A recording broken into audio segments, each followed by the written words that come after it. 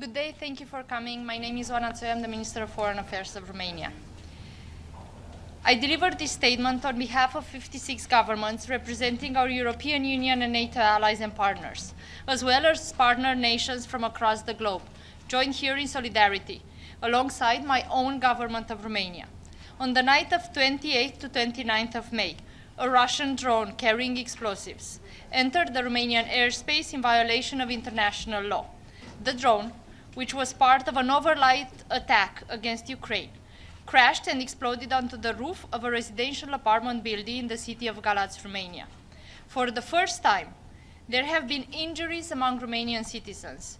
2 persons were injured and several residents required attention. The impact caused a fire and extensive damages, leading to the evacuation of the building.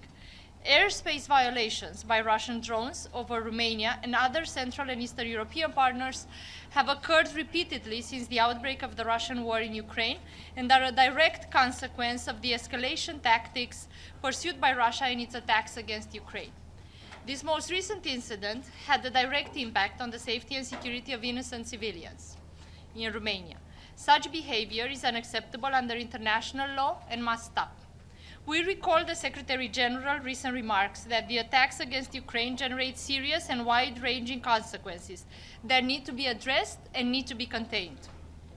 Attacks against civilians calls for condemnation in the strongest terms, wherever they occur.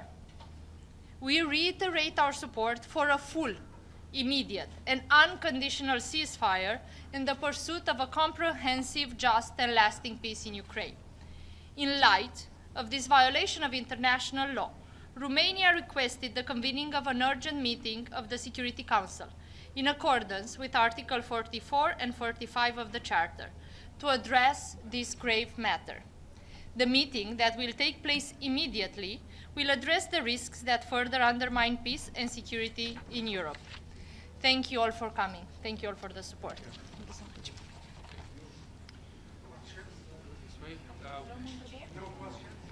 We need the Security Council and we'll arrange questions afterwards. Thank you. Go this way. Yes, thank you for being here. I think it's important. All glad to see you. Speak. Thank you.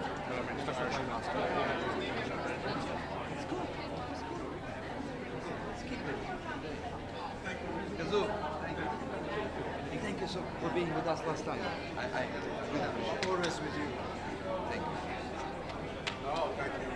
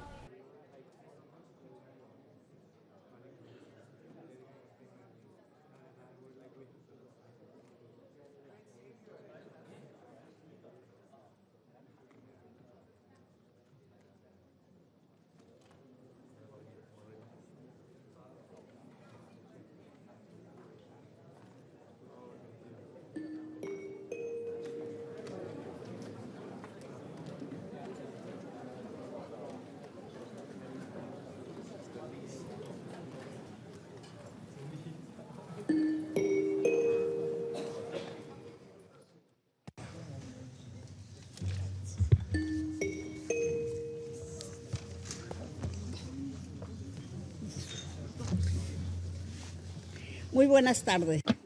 Good afternoon. The 10,162nd meeting of the Security Council is called to order.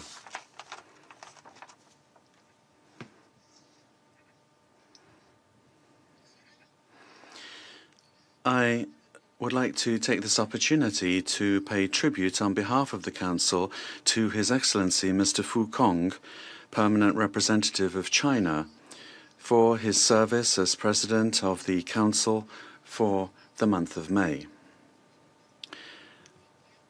I have no doubt that I speak on behalf of all members of the Council in expressing my appreciation to Ambassador Fu and his team for the great diplomatic skill with which they conducted the Council's business last month.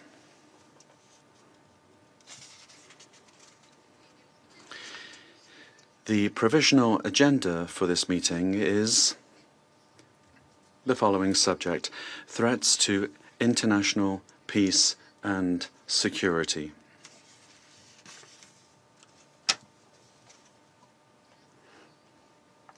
The agenda is adopted.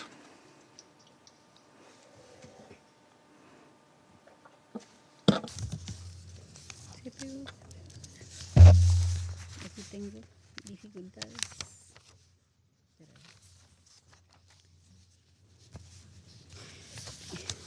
De conformidad con In accordance with Rule 37 of the Council's Provisional Rules of Procedure, I invite the representatives of the Republic of Moldova, Romania, and Ukraine to participate in this meeting. It is so decided. On behalf of the Council, I'd like to welcome Her Excellency Ms. Oana Silvia Toiu, Minister for Foreign Affairs of Romania. In accordance with Rule 39 of the Council's Provisional Rules of Procedure, I invite to participate in this meeting Ms. Kayoko Goto, Director for Europe, Central Asia and the Americas of the Department of Political and Peacebuilding Affairs and Peace Operations. It is so decided. In accordance with Rule 39 of the Council's Provisional Rules of Procedure, I also invite His Excellency Mr. Stavros Lambrinidis, Head of the Delegation of the European Union to the United Nations, to participate in this meeting. It is so decided.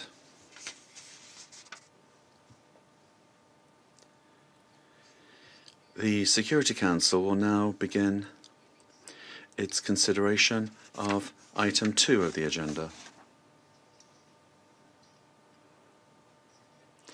I now give the floor to Ms. Kayoko Goto para su intervención. for her statement. Madam President, Excellencies, only last week, the Secretary General alerted this Council to the serious risk of further escalation of the war in Ukraine, including to the broader region. Last Friday, a dangerous incident crystallized our oft-stated warnings about potential spillover of the war. On the night of 28 to 29 May, an armed drone exploded on the top floor of a 10-story residential building in the eastern Romanian city of Galați, injuring 2 residents, a woman and a child. This was not the first reported breach of Romanian airspace by an armed drone since Russia's full-scale invasion of Ukraine. However, it was the first time such an incident resulted in casualties. The United Nations does not have any additional information on the strike in Galați. But Friday's incident came on the heels of a worrying trend of drone incursions into the airspaces and territorial waters of countries bordering either Ukraine or the Russian Federation. Over the past 12 months, Such incidents have been reported by the authorities in Moldova, Latvia, Lithuania, Estonia, Finland, Poland, Kazakhstan, and Belarus, as well as in countries in the wider region, Bulgaria, Greece, and Turkey. Madam President, the United Nations strongly condemns all attacks on civilians and civilian infrastructure. Such attacks, wherever they occur, violate international humanitarian law and must cease immediately. Civilians must be protected at all times. Madam President, the Ganazi incident comes amidst a sharp escalation of large-scale missiles and drone attacks by the armed forces of the Russian Federation on Ukrainian towns and cities, resulting in ever-worsening toll of civilian casualties and destruction of civilian infrastructure. There has also been a marked increase in Ukrainian attacks on military, energy, and industrial infrastructure in the Russian Federation, which have reportedly resulted in a growing number of civilian casualties and damage to civilian infrastructure. As the Secretary General stressed last week, the dangerous trajectory of escalation and intensification that we are witnessing today risks getting out of control. The current course must change. Madam President, the risk of miscalculation is particularly dangerous for the safety of nuclear facilities. Such risk has only increased in recent days. On 30 May, the International Atomic Energy Agency, IAEA, was informed by the Zaporizhzhia nuclear power plant that a drone struck a turbine building at the site, reportedly causing a hole in its wall. This was the first such attack within the plant's perimeter since April 2024. Yesterday, the IAEA team at the site observed damage to the exterior of a turbine building, noting that it appeared consistent with the impact of a drone.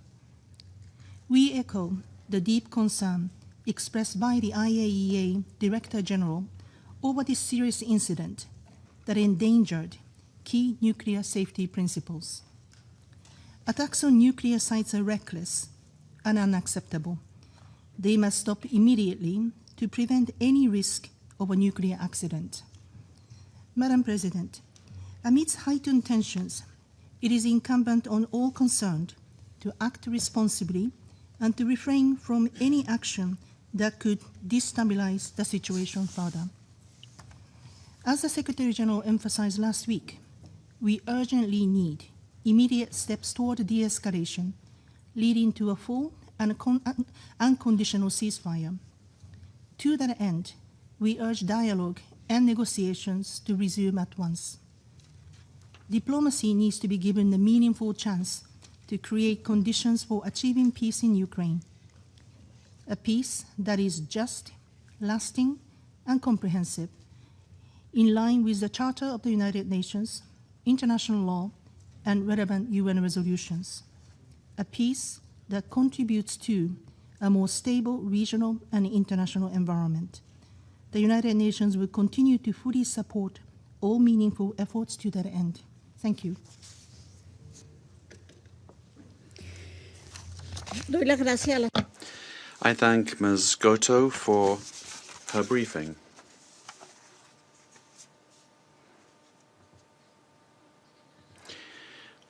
I will now give the floor to those council members who wish to make statements.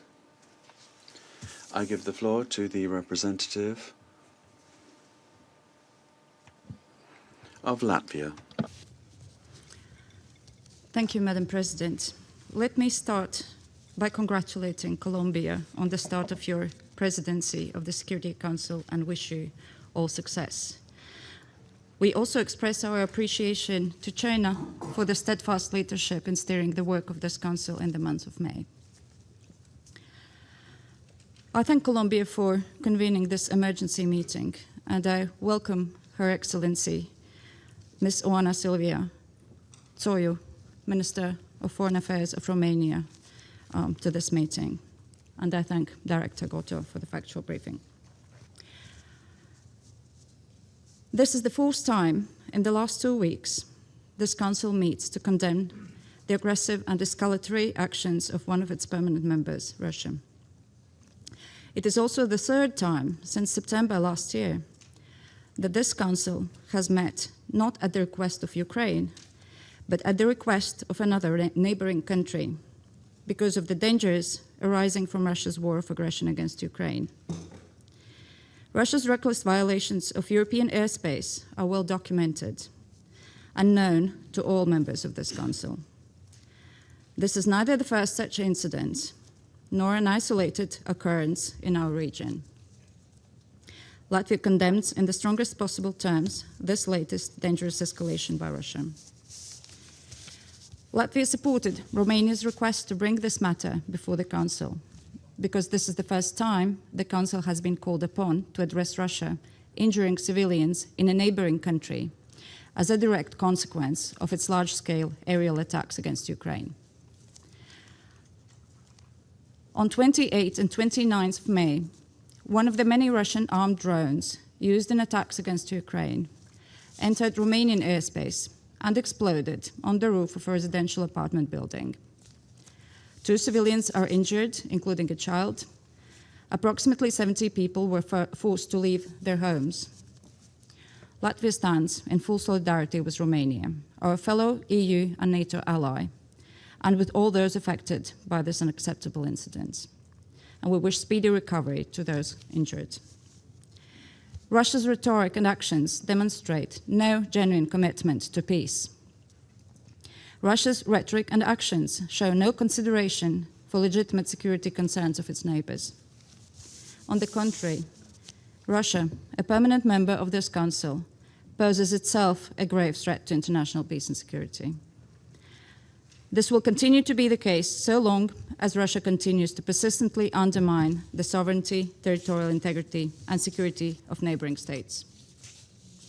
Madam President, unable to reach any strategic goals in its war of choice against Ukraine, Russia has turned its aggression into a full-scale war against Ukraine's civilians and civilian infrastructure. Advanced weapons, including systems capable of carrying nuclear warheads, is used to commit war crimes against families and children, as well as cultural and education institutions. Attacks against UN personnel and premises are increasing. Diplomatic missions are not spared. The repeated violations of European airspace by Russia are further evidence of Russia's irresponsibility and desperation, as are blatant lies, intimidation, and threats against neighbors to hide failures on the battlefield and crumbling war economy. Russia's readiness to escalate tensions and take ever greater risks to salvage its failing war are unacceptable. Madam President, the time of empires, colonies, and spheres of influence is over. Russia's aggression was not provoked. Neither NATO, nor European Union, nor Ukraine has threatened Russia. This war of aggression is entirely of Russia's choice. Russia bears full responsibility for the risks, consequences, and human suffering resulting from its illegal military actions, including when they extend beyond Ukraine's borders. Together with our allies and partners, we will continue to strengthen European defense, deterrence, and resilience. We remain committed to ensuring that any reckless actions, provocations, or attempts to undermine our sovereignty, territorial integrity, and political independence are met with a firm and united response. Today's meeting once again demonstrates that Ukraine's security is inseparable from the security of the wider European continent. Russia's escalatory rhetoric and actions only reinforce our resolve to support Ukraine and its right to sovereignty, territorial integrity, and political independence. Ukraine is defending its right to exist in line with the UN Charter. And it is vital to increase pressure on Russia and those enabling its war of aggression. The path to peace begins with an immediate, full, and unconditional ceasefire. And we call on this Council and all United Nations member states to use their influence constructively to advance peace, uphold the principles of the UN Charter, and contribute to a just and lasting peace for Ukraine. I thank you.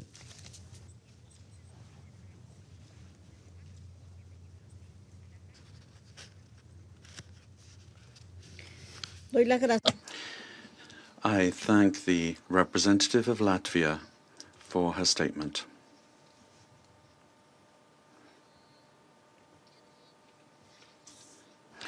And I now give the floor to the representative of Denmark. Thank you, Madam President. And I thank the Colombian presidency for scheduling this emergency meeting on the first day of its presidency, and I wish you the best of luck for this month. I thank Director Goto for her informative briefing, and we also welcome Her Excellency, the Foreign Minister Toiu, to this meeting. Madam President, 4 days ago in this chamber, the Secretary General made a direct appeal for peace in Ukraine. He warned that the recent escalatory trajectory risks spiraling out of control. And yet, less than 4 hours later, a Russian drone packed with explosives crossed into Romania's airspace and hit a residential building in the city of Gulac, injuring 2 civilians. Denmark condemns Russia's dangerous and reckless actions. We express our sympathy with injured and evacuated civilians. Denmark stands in full solidarity with Romania, our EU partner and NATO ally. Madam President, this drone excursion was another grave and irresponsible act by Russia as part of its illegal war of aggression against Ukraine. While it is the first time Russian drones have injured Romanian civilians, Russia had already violated Romanian airspace on numerous occasions in the past. In fact, with increasing frequency throughout its war against Ukraine, Russia's drones and fighter jets have repeatedly violated sovereign airspace in Europe. Russia has continued its barrage of widespread disinformation, and as we heard less than 2 weeks ago in this very chamber, it has even threatened a fellow council member. These acts stand in stark contrast to the widespread calls for peace by the wider UN membership. Russia started its illegal war against Ukraine with complete disregard for international law, believing that it can act with impunity in Ukraine and beyond. But Denmark and our allies would not be deterred. On the contrary, Russia's latest acts only serve to further strengthen our unwavering commitment to our collective security alongside allies, and to continue to provide comprehensive political, financial, economic, humanitarian, civilian, military, and diplomatic support to Ukraine and to its people. In closing, Madam President, Ukraine has been offering an immediate, unconditional, and comprehensive ceasefire for well over a year now. It is clear from the developments since then who wants peace and who is desperate to prolong this war at all costs. The only durable end to Russia's invasion of Ukraine is a lasting, just, and comprehensive peace in line with the UN Charter. The only path to this peace starts with a comprehensive ceasefire. Denmark reaffirms its commitment to the UN Charter and international law. Russia must end its senseless war and cease all hostilities. I thank you.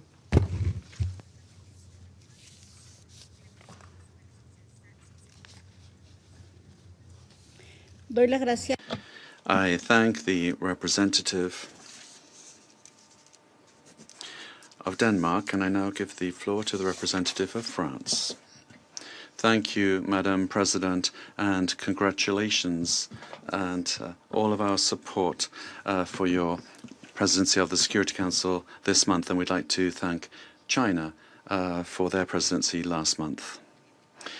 Madam President, I'd like to thank Ms. Kayoko Goto, Director for Europe, Central Asia and the Americas, for her briefing, and I welcome the presence amongst us of Her Excellency Ms. Oana Silvia Toiu, Minister of Foreign Affairs of Romania, and also the presence of colleagues from other delegations. During the night of 28th-29th May, as part of a new Russian attack in its war of aggression against Ukraine, a drone entered Romanian airspace and crashed into a building in the city of Galați, injuring several people. Romania's wish to convene this emergency meeting of the Council following this intolerable violation of its territorial integrity is legitimate, and it was the Council's duty to respond. France condemns this unacceptable incursion in the strongest possible terms. France wishes to express to Romania, its authorities and its people, its friendship and its full and unwavering solidarity. As a member of the European Union and NATO, Romania can count fully on our solidarity. The security of our allies is our priority and must be ensured. As the framework nation for the NATO multinational battalion deployed in Romania, France will continue to play its full role in strengthening the alliance's deterrence and defence posture on NATO's eastern flank. Madam President, this new violation of international law comes against the backdrop of Russia's continued irresponsible escalation in its merciless war of aggression against Ukraine, an escalation that has occupied this Council for several days. Russia has, in fact, claimed, and I quote, a policy of systematic offensive against the Ukrainian capital in yet another attempt to break the admirable resistance of the Ukrainian people and isolate them.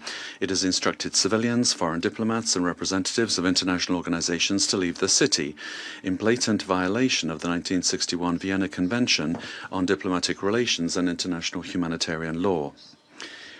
Russia carried out massive strikes during the night of the 23rd and 24th of May against Ukrainian civilians and civilian infrastructure, including through the third use of the Oreshnik ballistic missile, which is capable of carrying nuclear warheads.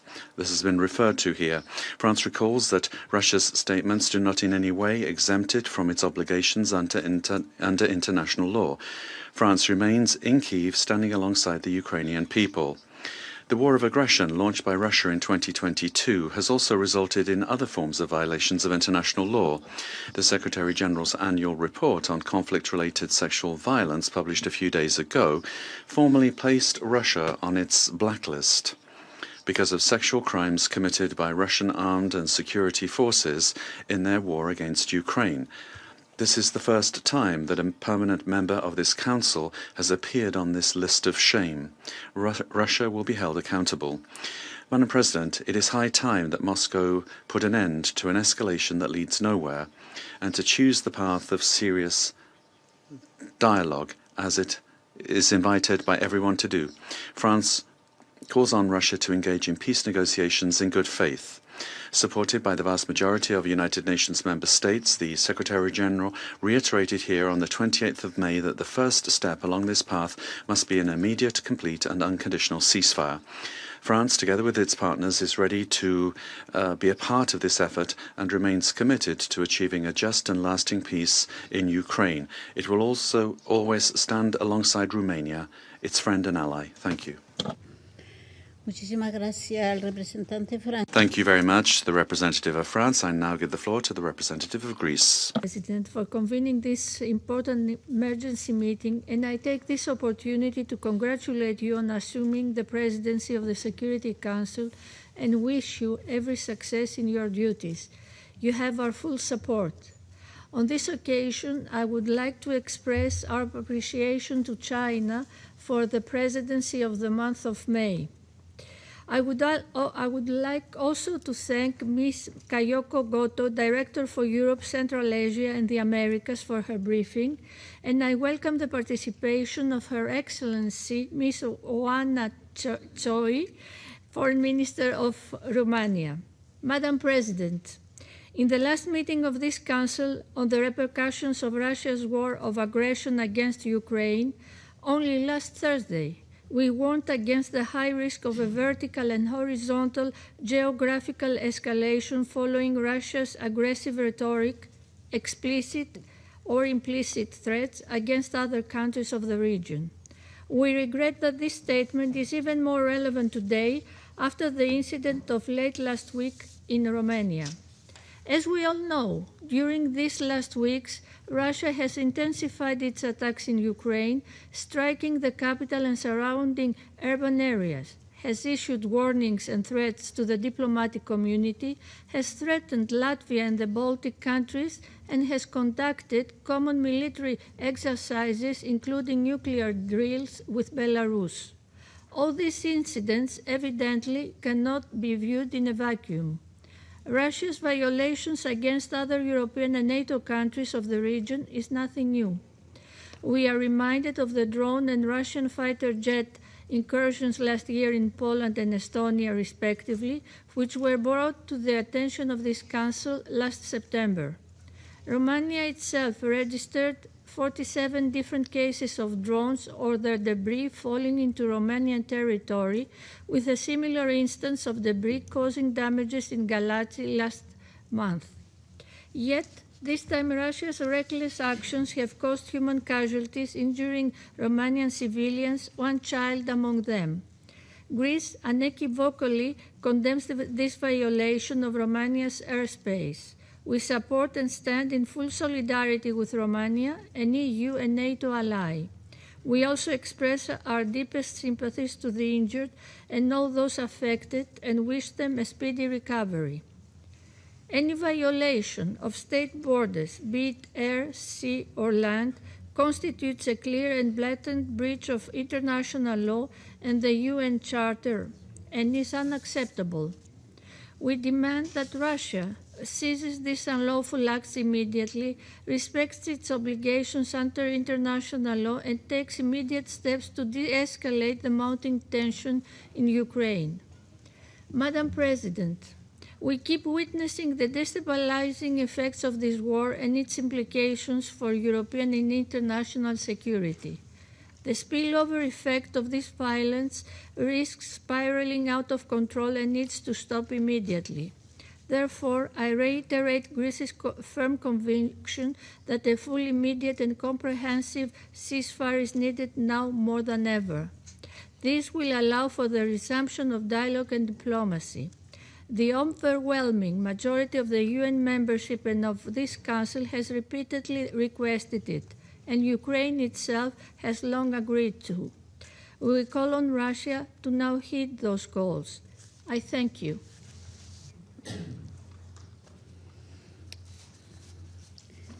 Gracias. Thank you to Greece for your statement. I now give the floor to the representative of the United Kingdom. Thank you, President. Let me congratulate Colombia on assuming the presidency of the Council for the month of June. You have our full support. And I also thank China for their skillful stewardship of the Council through May.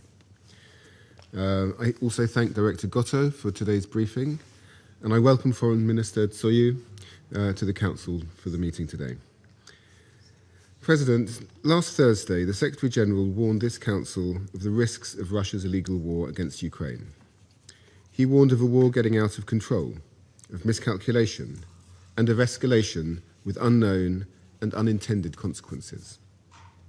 Then on Friday, a Russian drone hit a residential building in Galați, Romania, amid an overnight attack on Ukraine, injuring civilians. This incident demonstrates the growing impact of Russia's war against Ukraine beyond Ukraine's borders. Russia's actions represent a serious violation of NATO airspace. They were reckless and an unacceptable breach of Romania's sovereignty. The United Kingdom strongly condemns this further escalation that put lives at risk. Russia has once again demonstrated that it has no regard for civilian life, for international law, or for the sovereignty of its neighbours. And let us be clear about responsibility. This incident is a direct result of Russia's illegal, full-scale invasion of Ukraine, which has caused the deaths of over 15,000 civilians since February 2022. Russia bears full responsibility for this escalation and for the growing risks to regional and Euro-Atlantic security. Last week, the Secretary-General called for a full and unconditional ceasefire. Ukraine has repeatedly made clear its commitment to a just and lasting peace. We call on Russia to agree, without delay, to a full, immediate and unconditional ceasefire. President, NATO is a defensive alliance, but it is fully ready to defend its members. The United Kingdom is closely coordinating with Romania and NATO allies, including through our ongoing contribution to air policing with the Royal Air Force jets on NATO's eastern flank. NATO's combined strength is unparalleled, and its determination to defend peace and security in Europe is unshakable. We are united in our commitment to defend every inch of NATO territory. As my Prime Minister has said, we stand shoulder to shoulder with Ukraine, with Romania, and with all our NATO allies. Our pressure on Russia to end its illegal war on Ukraine will not cease until a just and lasting peace has been secured. I thank you. Le doy las gracias. I thank the representative of the United Kingdom, and I give the floor to the delegation of Pakistan. Thank you, Madam President. Allow me to start by congratulating you on assuming the presidency of the Council for this month. And let me assure you that you will have my delegation's full support. And I also commend China for its skillful and successful stewardship of the Council last month. We welcome the participation of the distinguished Foreign Minister of Romania in this meeting. And I thank Director Goto for her remarks. And we endorse the Secretary General's call for restraint, an early end to this ongoing conflict, and for its peaceful settlement through dialogue. Madam President, we take note of Romania's request for this meeting and the reported violation of its airspace. At the very outset, let me reaffirm Pakistan's unequivocal support for the principles of sovereignty, territorial integrity, and political independence of all states as enshrined in the UN Charter. These principles form the bedrock of interstate relations and must always be fully respected. In the context of today's meeting, I would like to make the following 3 points. First, my delegation, as well as many others in this chamber, have repeatedly forewarned about the potential negative consequences of a protracted conflict, including its expansion and spillover effects. Conflicts, especially those that remain active for longer durations, carry a greater risk of miscalculation and escalation. Regrettably, this is a pattern that we are witnessing in this particular situation. Second, the conflict in Ukraine has witnessed a precarious dimension to modern warfare, that is, the relentless use of armed drones. While on one hand it has affected battlefield dynamics, the evolving landscape of humanitarian challenges associated with these modern technologies remain a matter of concern and must be addressed within the rubric of IHL and its principles.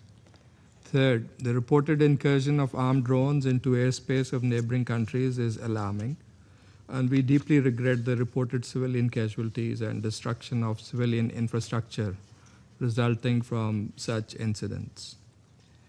Madam President, as we have said in the past, lasting peace in the region can only be achieved through a sustained and meaningful dialogue, and not by military means. In this context, we underscore the imperative of an immediate and complete cessation of hostilities and would urge all sides to recommit earnestly to the path of peace. Pakistan has and will continue to advocate for dialogue and diplomacy for peaceful settlement of this conflict. Further escalation only risks transforming this crisis into a larger confrontation with wider implications for regional and global peace and security. So bringing this conflict to an end would require commitment to the UN Charter's core tenets, a genuine accommodation of legitimate security interests of all sides, and conformity with existing multilateral instruments. We therefore see an early resumption of the US-facilitated dialogue process as the most credible path forward. This channel, if reinvigorated, can provide a mutually acceptable way out of this devastating conflict. In that spirit, Pakistan will continue to support all efforts aimed at achieving a comprehensive, durable, and peaceful resolution of this conflict. I thank you.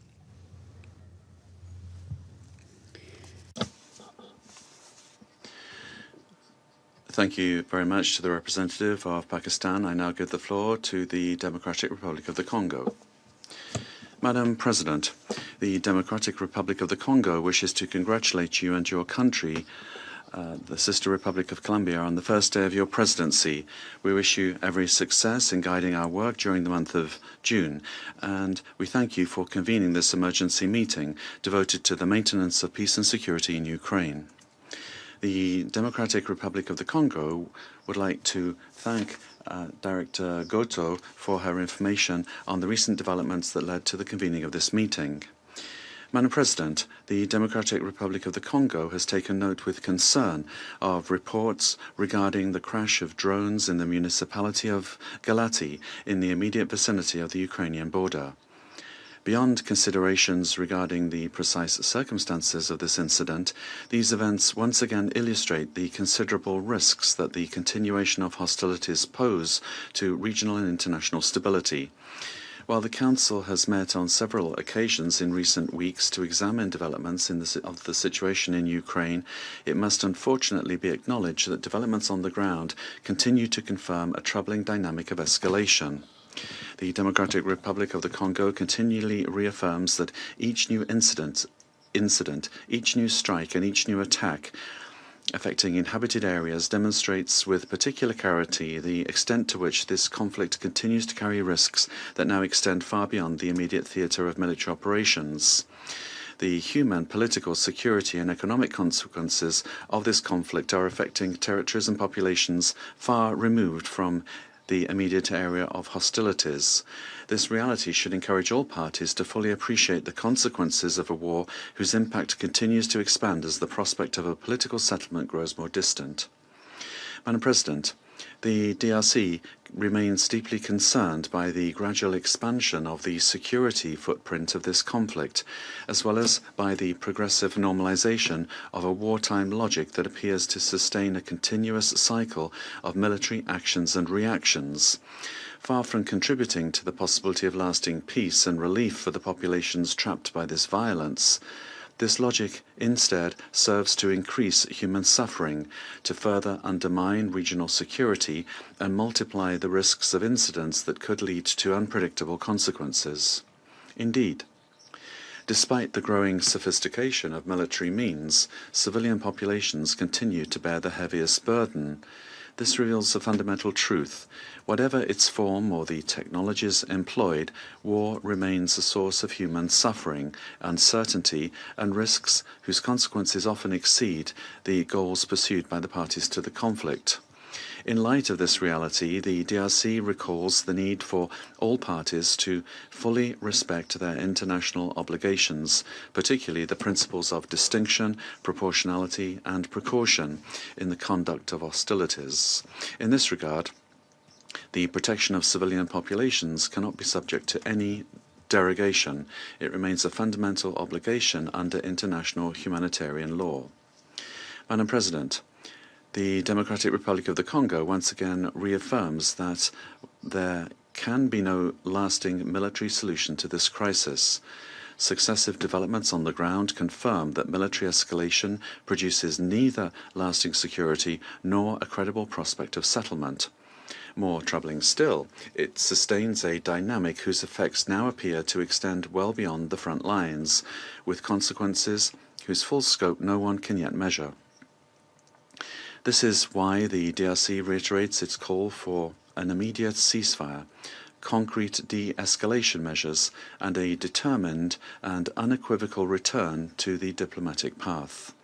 We urge all parties, without exception, to prioritize dialogue, exercise restraint, and engage in good faith in initiatives aimed at creating the conditions for a peaceful settlement of the conflict. My delegation remains convinced that only a negotiated political solution, founded on the purposes and principles of the UN Charter, as well as on respect for international law, will make it possible to pave the way for a just, lasting and credible peace. Madam President, in conclusion, Recent events should be seen as a further reminder of the human, security and political cost of continuing hostilities. The longer the war continues, the more risks accumulate, the more suffering intensifies, and the more the prospects for a negotiated settlement recede. Only through de-escalation, diplomacy and political will can the path toward a lasting peace be opened for the benefit of civilian populations and international stability. I thank you. Doy las gracias. I thank the representative of the Democratic Republic of the Congo, and I now give the floor to the Russian Federation. Madam President, we congratulate Colombia on its presidency of the Council this month. We wish you every success, and we thank the People's Republic of China for their impeccable presidency.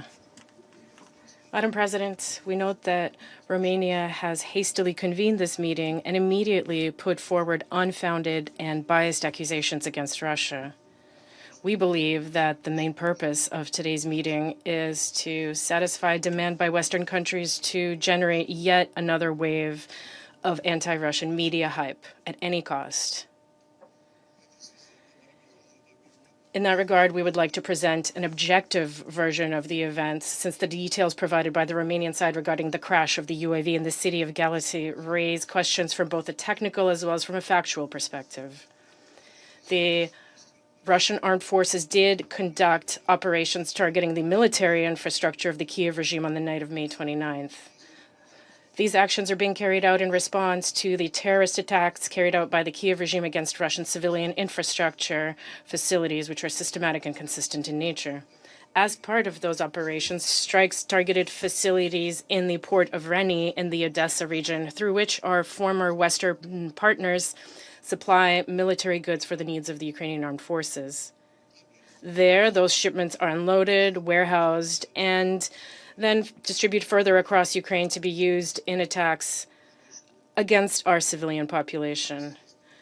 Of course, we will be destroying such shipments as early and as remotely as possible. According to official Romanian data, there was an impact in the city of Galați, allegedly involving a Russian Gran 2 UAV that struck the roof of an apartment building. The payload of such a UAV carries approximately 50 kilograms of explosives.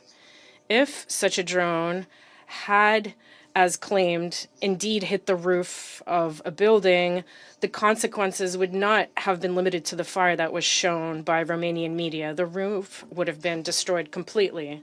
The distance from the port of Reni to this building in Galați is 19.5 kilometers. If Ukrainian armed forces had been capable of engaging the Russian drone near Reni, it would have fallen there and certainly would not have flown such a distance without detonating in midair. The full circumstances of what happened must be established through a thorough, objective, and depoliticized investigation with the involvement of the Russian side first and foremost. We are ready to participate in such an investigation, but of course only if objective data and debris of the drone are shared with us for our analysis. Only then will we be able to provide an assessment of what actually happened. This is exactly how we acted in our contacts with U.S. representatives in December 2025 when we handed over the flight mission controller and other components of Ukrainian UAVs that attempted to attract the residence of the president of Russia in Valdai. Any assessment of such incidents must be based on verified facts and not political slogans. We draw your attention to the inconsistencies in statements by Romanian officials. Initially, they spoke of an allegedly deliberate Russian strike on a civilian object. Then, just hours later, the president of Romania, Nicu Șordan, revised that position, stating that a result of Ukrainian air defense activity, a Russian drone had changed course and entered Romanian airspace. At the same time, the possibility of a provocation by Kiev aimed at testing NATO member states' reaction once again and accelerating their direct involvement in the crisis was not even considered. We also believe it is no coincidence that this drone incident occurred the day after President Zelensky appealed to U.S. President Donald Trump for missiles for American Patriot air defense systems. Zelensky also publicly lamented that Washington was ignoring his requests. It is regrettable that Romania failed to provide any objective data to the Russian side and immediately began implementing the political agenda of its senior partners. The same applies to statements by NATO's Allied Command in Europe, which rushed to assign blame. Instead of professional cooperation, pre-prepared retaliatory measures were taken, such as the closure of the Russian Consulate General in Constanța and the demand that the Consul General leave the country within 72 hours. Once again, rather than seeking the truth, the focus shifted to using an isolated incident to fuel anti-Russian hysteria. Western Russophobes are essentially creating new pretexts to close their ranks in opposition against Russia and to maintain bloc discipline, including encouraging continued military support for the Zelensky regime. This incident also helps Europe shield Ukraine and provides some kind of justification for their bellicose rhetoric towards Russia. This is especially important in the context of recent tragic events in the Luhansk People's Republic, which needed to be urgently downplayed by interrupting the news agenda of the day. Madam President, just over a week ago, on May 22nd, the Kyiv regime carried out a horrific terrorist attack in Starobelsk. As a result of strikes on the dormitory of a teacher's college, 21 people were killed, mostly young women, and over 40 students were injured. The entire world learned of this latest atrocity carried out by the Kyiv regime, but the Western political establishment, including our colleagues in the Security Council, chose to ignore this act of terrorism. Not a word of condolences, only accusations of fake news and lack of information. You all attended these meetings, and you must remember this well. After all, victims in regions whose populations are not regarded as worthy by Kyiv and its Western sponsors deserve no reaction from the West. They are, from the very beginning, treated as fake and non-existent victims. Whether there were 50 of them burned alive by Ukrainian Nazis in the trade union house in Odessa in 2014 or 21 in Starobelsk, they simply do not exist. We promised at the last meeting that we would disseminate materials regarding these allegedly non-existent victims, and we will do so. However, as soon as an incident occurs that can be framed within an anti-Russian narrative, the Western propaganda machine is launched immediately. This well-established pattern has long become a hallmark of European countries' approach to Ukraine. Each new incident involving the fall of a missile, a drone, or their fragments on EU territory is treated as a convenient news coverage opportunity. First come the accusations against Russia, to which political conclusions are tailored, and only later, if at all necessary, is there any discussion of the facts.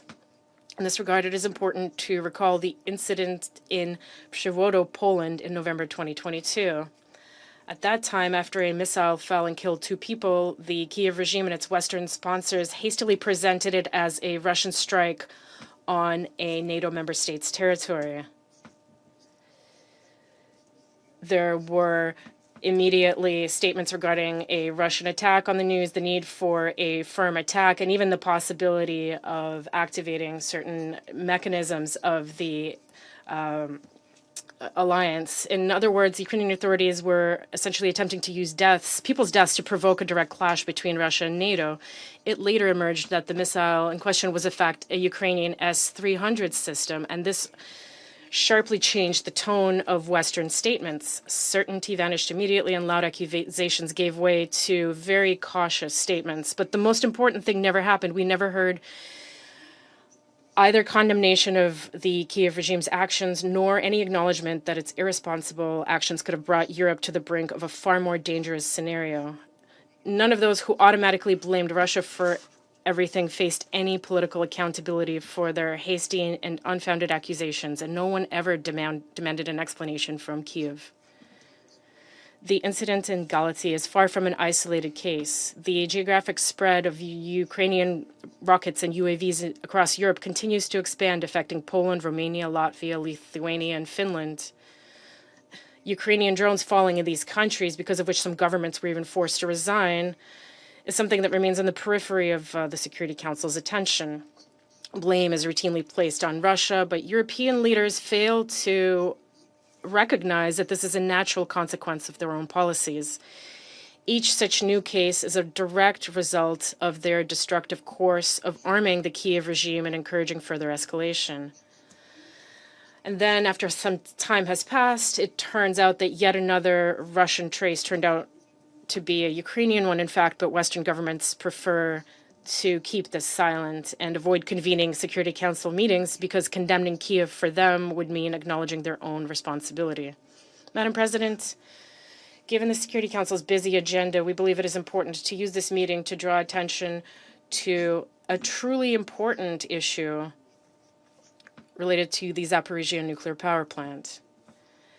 Just 2 days ago, Kiev regime fighters used fiber optic guided drones to strike the turbine hall building of the plant's sixth power unit.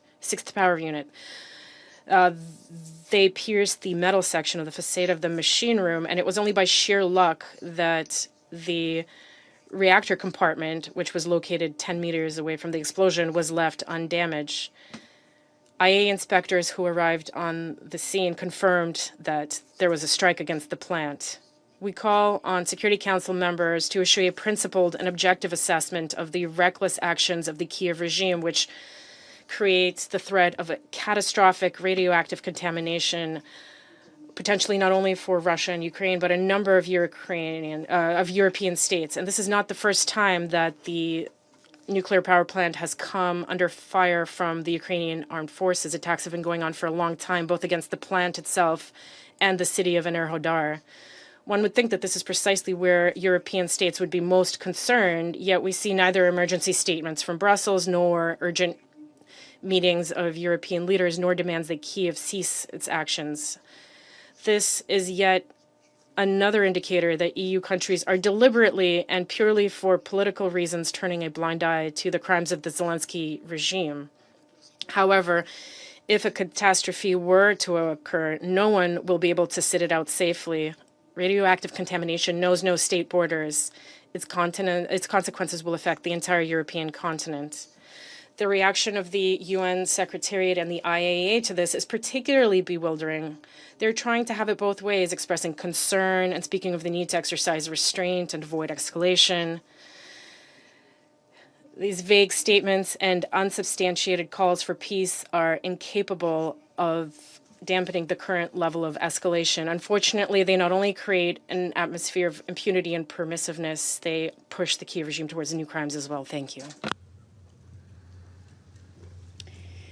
Muchas gracias por la declaración. Thank you very much to the representative of the Russian Federation for that statement, and I now give the floor to the representative of Bahrain. شكرا السيد الرئيس بداية. Thank you, Madam President. At the outset, I would like to congratulate Colombia on its presidency of the Council this month. We wish you every success. I also thank the People's Republic of China for their valuable efforts during their presidency of the Council last month. I would also like to thank Ms. Kayako Goto, Director of the Europe and Central Asia Division in the Department of Political and Peace-Building Affairs, for her enriching briefing. We also welcome the participation of Her Excellency Oana Toiu, Minister of Foreign Affairs of Romania, as well as the other participants in this meeting. President, the Kingdom of Bahrain has followed the reports regarding the repercussions of the Russia-Ukraine war in neighboring countries, particularly in Romania, with deep concern. We are particularly concerned by civilian victims. This recent escalation is only the latest phase in a war that has lasted now for 5 years. The Kingdom of Bahrain stresses the imperative of abstaining from attacks on civilian objects and critical infrastructure, there is a need to exercise wisdom and restraint while respecting the rules of international humanitarian law and ensuring the protection of civilian populations under all circumstances. President, the Kingdom of Bahrain warns of the dangers posed by the use of drones in armed conflicts, particularly given the increasing escalation and damage that they cause, particularly when their effects extend beyond the parties to the conflict and affect other countries. This is something that could undermine peace and stability and security on the European continent. In this regard, the Kingdom of Bahrain reaffirms the absolute need to abide by international law, including international humanitarian law, and to take all the necessary measures to protect civilians and civilian objects.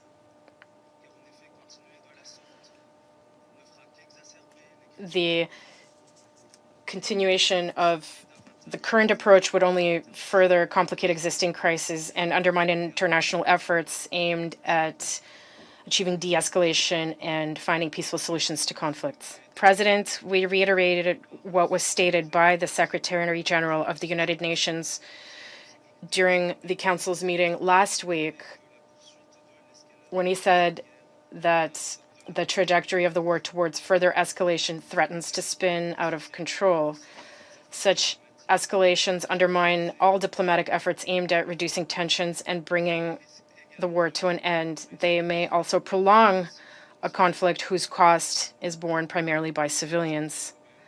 That is why the Kingdom of Bahrain emphasizes the need to intensify diplomatic efforts to put an end to this war in Ukraine in a manner that supports peace initiatives and reinforces security and stability in Europe, while taking into account the security concerns of all parties, as well as neighboring states. And this to achieve a sustainable solution that restores peace and security in Europe. To conclude, President, the Kingdom of Bahrain reaffirms its unwavering position in support of the peaceful settlement of disputes. We support regional and international efforts aimed at finding a political, comprehensive, and lasting solution to put an end to the Russian-Ukraine war through dialogue and negotiations in line with the principles of international law and the Charter of the United Nations. Thank you. Muchísimas gracias al Thank you very much to the representative of Bahrain. I now give the floor to the representative of Panama. Thank you very much, Madam President. Firstly, allow me to congratulate you on assuming the presidency of the Council for June, and also congratulate China for their work during the month of May. We'd like to thank Ms. Goto, Director for Europe, Central Asia and the Americas in the Department of Political and Peacebuilding Affairs, for her briefing on the events that occurred in Romania on the night of the 28th to the 29th of May, which we strongly condemn. We acknowledge the participation of the distinguished delegations joining us in the chamber, and we cordially would like to welcome Her Excellency Ms. Oana Silvia Toiu, Minister for Foreign Affairs of Romania. Well, we're meeting once again in response to an incident that heightens the alarm and concern of the majority of Security Council members regarding the conflict in Ukraine. The prolongation and intensification of this war not only worsens the situation in the territory directly affected, but also extends its destabilizing consequences to the region as a whole, creating a growing risk to international security. What occurred in Romania is not an isolated incident. The Security Council has previously addressed the incursion of drones into neighboring states in the context of the conflict in Ukraine. This is a trend that is becoming increasingly concerning because of its recurrence and because of its scope.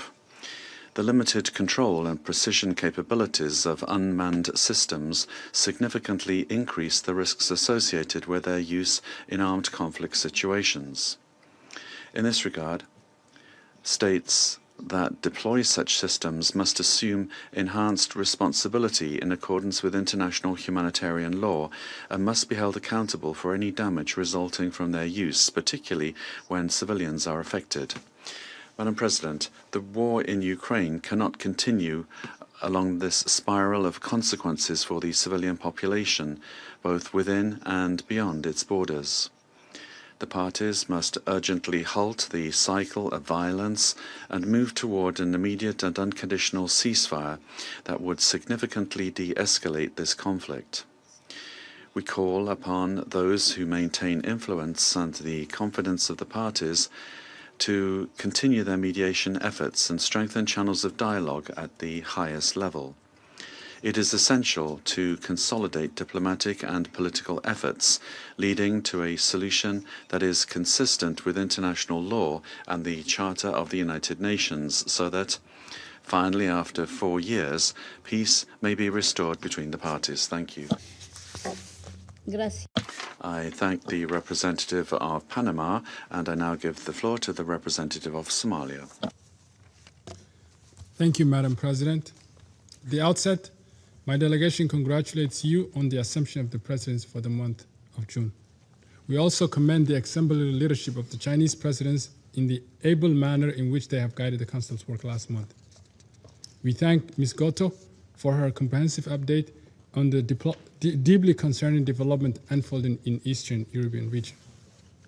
We also welcome the presence of Her Excellency Ms. Toiu, Foreign Minister of Romania, in today's meeting.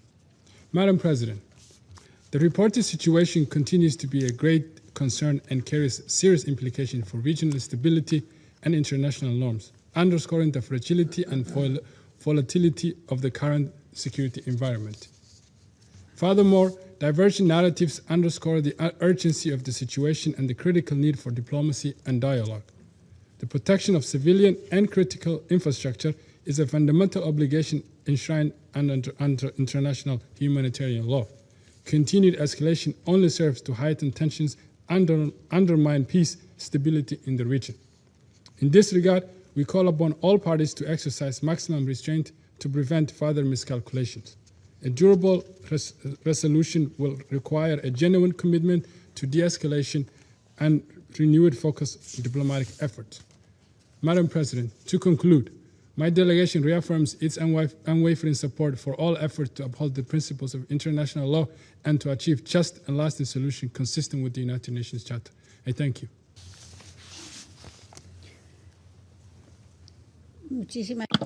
Thank you very much to the representative of Somalia. And I give the floor to the representative of the United States.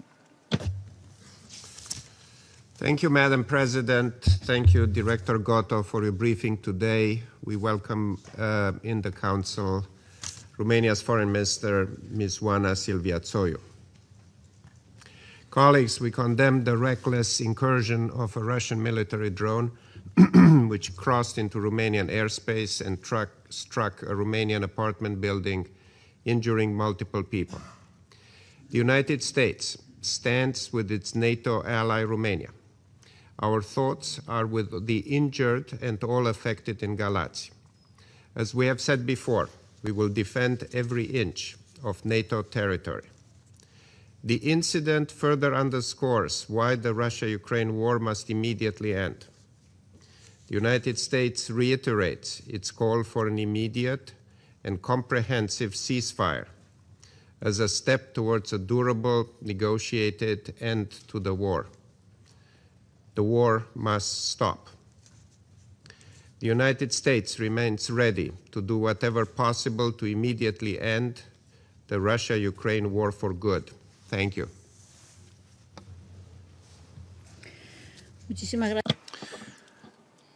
I would like to thank the representative of the United States for their statement. I now give the floor to the representative of Liberia. Thank you. Thank you, Madam President. And taking the floor for the first time under your presidential gavel, Liberia congratulates the Colombian delegation, pledges its support for your success, and thanks the Chinese delegation for their excellent stewardship of the Council last month. We thank the briefer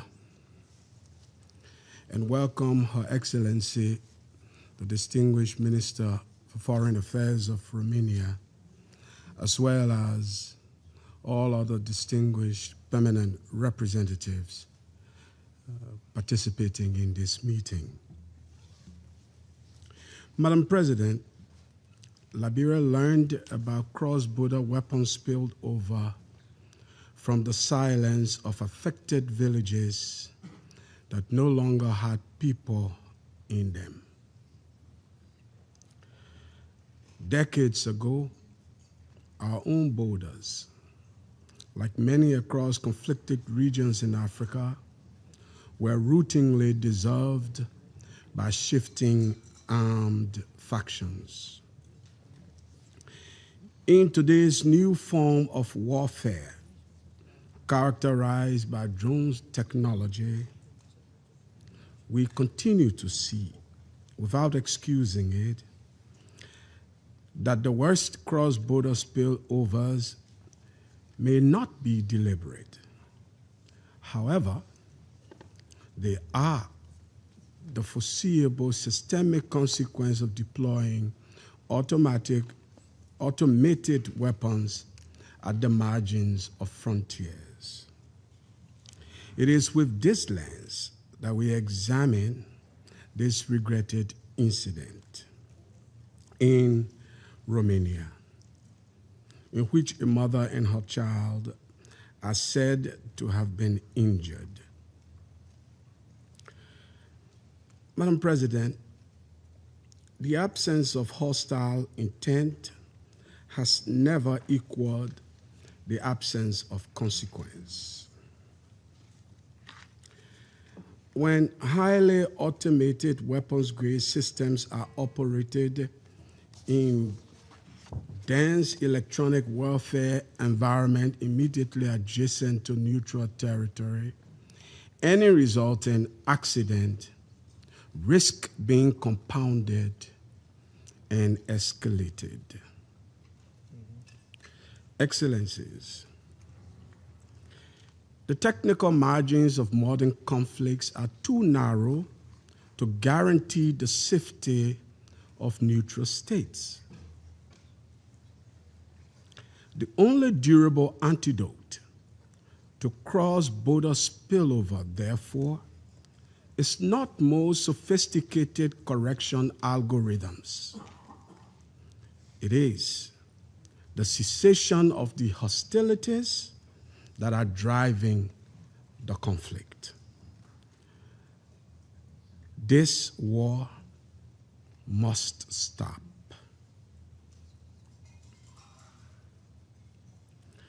While diplomatic pathways to peace are being forged, civilians in conflict-adjacent states must not be left unprotected. We call on all members of this world body, without exception, to return to the full adherence of the UN Charter, the promise to which we all sign onto, and the supremacy of diplomacy toward the peaceful resolution of conflicts. In conclusion, Madam President, let us act to ensure this does not happen again in Romania or anywhere else, demanding restraints on all sides and immediate de-escalation toward an end to the war, with respect for the sovereignty and territorial integrity of all nations, including Romania. Liberia is ready to act. We call on this council to similarly be ready, and I thank you.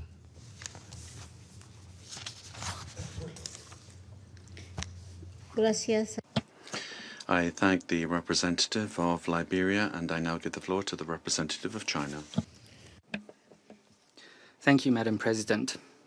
Let me begin by congratulating Colombia on assuming the presidency of the Council for this month. I'm confident that under your stewardship, Madam President, the Council will deliver its mandate effectively. You can count on the full support of the Chinese delegation. I thank Director Goto for her briefing. China has taken note of the reports about a drone entering the Romanian airspace and resulting in injuries, as well as the statements and reactions from Romania, Russia, and other relevant sides. China consistently advocates for observing the purposes and principles of the UN Charter by all states in international relations and hopes that the parties concerned will keep calm, exercise restraint, and engage in dialogue and communication to establish facts, address questions raised, and resolve disputes with a view to avoiding misconceptions, misperceptions, and miscalculations and preventing the incident from expanding and escalating. This incident is a result of the Ukraine crisis spilling over across borders. Recently, the Ukraine war has been on a spiral of escalation, not only taking an immense toll on the two parties concerned, but also implicating the security of neighboring states, further eroding the trust among countries in the region. If allowed to continue down this path of deterioration and escalation, or worse still, to spiral out of control, the situation is bound to result in irrevocable consequences. Ever since the crisis broke out, China has been consistently calling for no expansion of the battlefield, no escalation of fighting, and no provocation by any side. In light of the current circumstances, these three principles have now become particularly relevant. Countries in the region and the international community at large need to work together to facilitate de-escalation and call for more level-headed and good-faith dialogue and engagement and less confrontational rhetoric that inflames the situation. Madam President, to prevent similar incidents from happening again, the only way out lies in politically settling the Ukraine crisis at an early date. Guided always by the 4 points about what must be done put forward by President Xi Jinping, China has all along been calling for a ceasefire and cessation of hostilities, promoting talks for peace and facilitating a political settlement. It is our hope that the parties concerned will resume talks at the soonest, take seriously and address properly the reasonable security concerns of one another, and strive for early conclusion of a peace agreement. China stands ready to work with the international community to continue playing a constructive role in seeking a political settlement of the crisis. I thank you.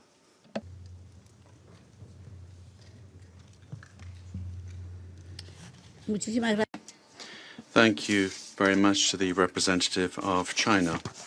And I will now make a statement in my quality as representative of Colombia.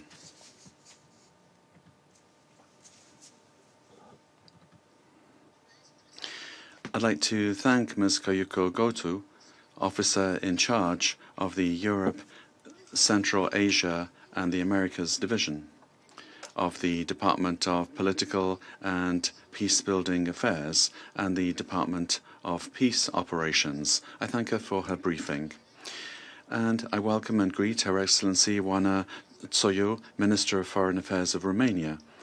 And I also extend my greetings to the delegations joining us at today's meeting.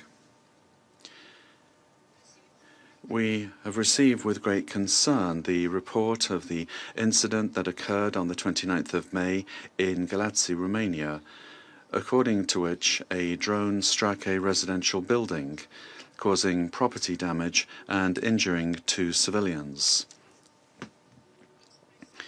We express our solidarity with the individuals affected and with their families, and we wish them a speedy recovery to those that were injured. And we also express our solidarity with Romania in light of the consequences of this incident that occurred on its territory. Colombia has taken careful note of the information presented and underscores the importance of ensuring that the circumstances surrounding what occurred are clarified independently, objectively, in a transparent manner and quickly. Beyond the specific circumstances of the case and the corresponding investigations, this incident highlights the risks that armed conflicts may pose to regional security and stability. It serves as a reminder that the effects of hostilities often extend beyond the immediate areas of combat, affecting civilian populations and the infrastructure of third states, with potential consequences for regional peace and security. As this Council has emphasized on numerous occasions, the protection of civilians and the prevention of further escalation must remain at the heart of our efforts. The events that have prompted this meeting and the danger that they may be repeated reinforce the need to act with prudence, responsibility, and the utmost restraint. Respect for the purposes and principles of the Charter of the United Nations, including respect for the sovereignty and territorial integrity of states, as well as adherence to international law, remain fundamental elements for preserving international peace and security, and are not rendered inapplicable under any circumstances. This includes due consideration and protection for non-belligerent states, whose territories and populations must be respected at all times, without exception. Equally important is ensuring compliance with the principles of distinction, proportionality, and precaution under international humanitarian law, which are not merely secondary considerations. Much rather, they constitute essential obligations whose observance helps limit human suffering and reduces the risk of further escalation. In this context, we make a broad call to prioritize and make use of diplomatic channels in order to avoid actions that could in any way worsen existing tensions and redouble efforts aimed at reducing risks to the civilian population and preserving regional stability. Thank you.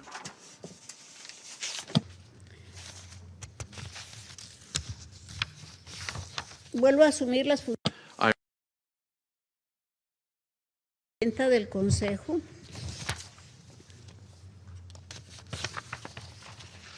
Cedo ahora la palabra a la excelentísima señora Oana Silvia Toiu, ministra de Relaciones Exteriores de Rumania.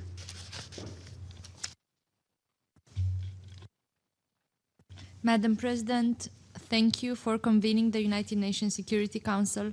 Thank you as well to the presidency, the Chinese presidency, for the support in preparing for this meeting, and to partners that have supported Romania's request.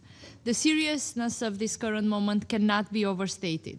It is for the first time in the 70 years history of our UN membership that Romania requests an urgent meeting of the Security Council on a matter that involves us directly.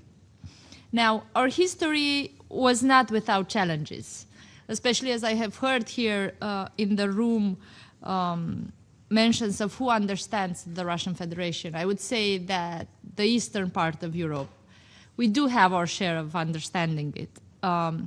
And although our history has not been without challenges, we have not called on the UN Security Council until today. But we do so today because what we have achieved in the many years that have passed is to build a safe country, to build a growing economy. We have increased in the 3 decades that have passed 10 times our economy. We have managed to also be a security partner for the region. And we want to see this into the future. But we do understand now more than we have done before that in order for this to happen, in order for this to be without risk, we do need to do everything that is within our responsibility, individually and collectively, to help stop the war at our border and to find the diplomatic pathway in that direction. We have a joint responsibility not just to draw a line, but to make sure We do not move that line, as people would want sometime. It is imperative for the Council to address such unnecessary escalation by the Russian Federation in its war of aggression against Ukraine. The Security Council is the most powerful tool of the international community, a common tool that we have to prevent the perception of a normalization of the abuse. We can and should not move the line we have drawn. We should not consider these current escalations as the new normal. On the night of 28 to 29th of May, a Russian drone carrying explosives violated the Romanian airspace at 2 a.m. Our military analysis shows that this drone was initially part of a swarm of drones used in an overnight attack against Ukrainian civilian infrastructure on the Danube, and traveled for 4 minutes within our territory and eventually crashed on the 10th floor of a residential apartment building in the city of Galați, Romania. The area where it crashed is close to the border area between Romania, Republic of Moldova, and Ukraine. Since the beginning of the war of aggression against Ukraine, Russian drones entered numerous times the Romanian airspace, as well as the airspace of other partners in Central and Eastern Europe, in breach of international law and the UN Charter. And at this Council, those examples have been addressed from Poland, Estonia, Lithuania, Latvia.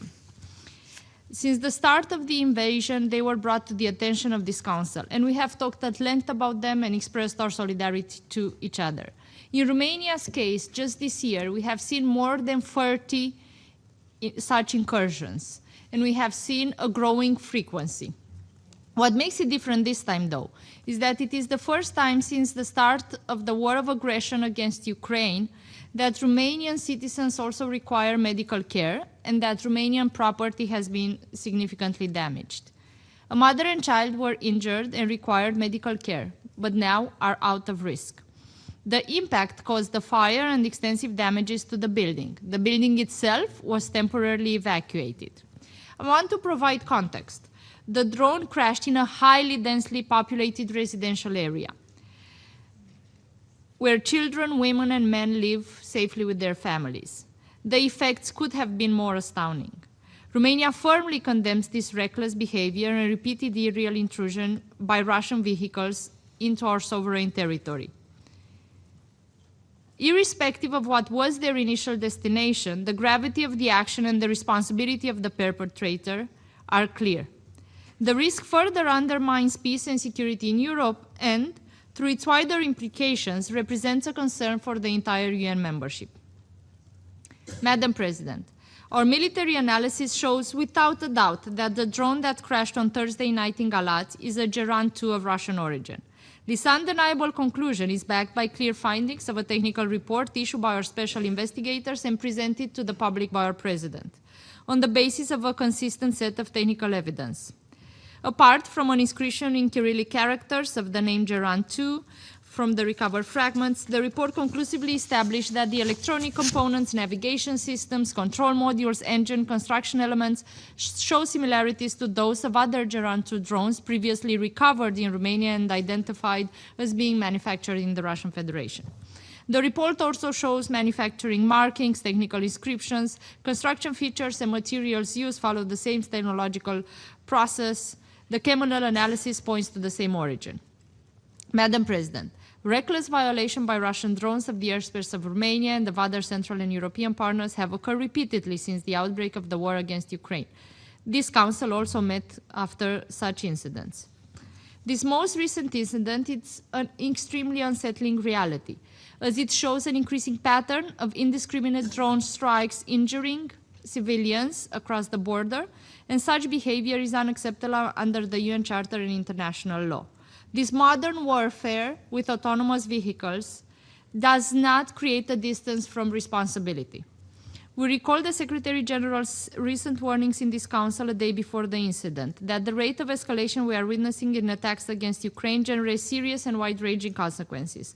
These need to be addressed and contained, not only because of their extremely serious impact on the ground, and in and of themselves a great cause for concern and condemnation, but also because they erode the basic premises for diplomacy, peace, and security. Anytime, anywhere, in any situation, attacks against civilians and civilian infrastructure call for condemnation in the strongest terms.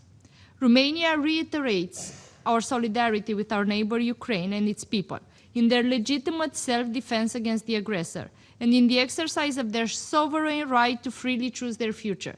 Since the start of the aggression, we have been witnessing harrowing accounts of the immense toll of the war on civilians in Ukraine. The courage of Ukrainians, their sacrifice, their power of innovation and resilience should be respected and supported.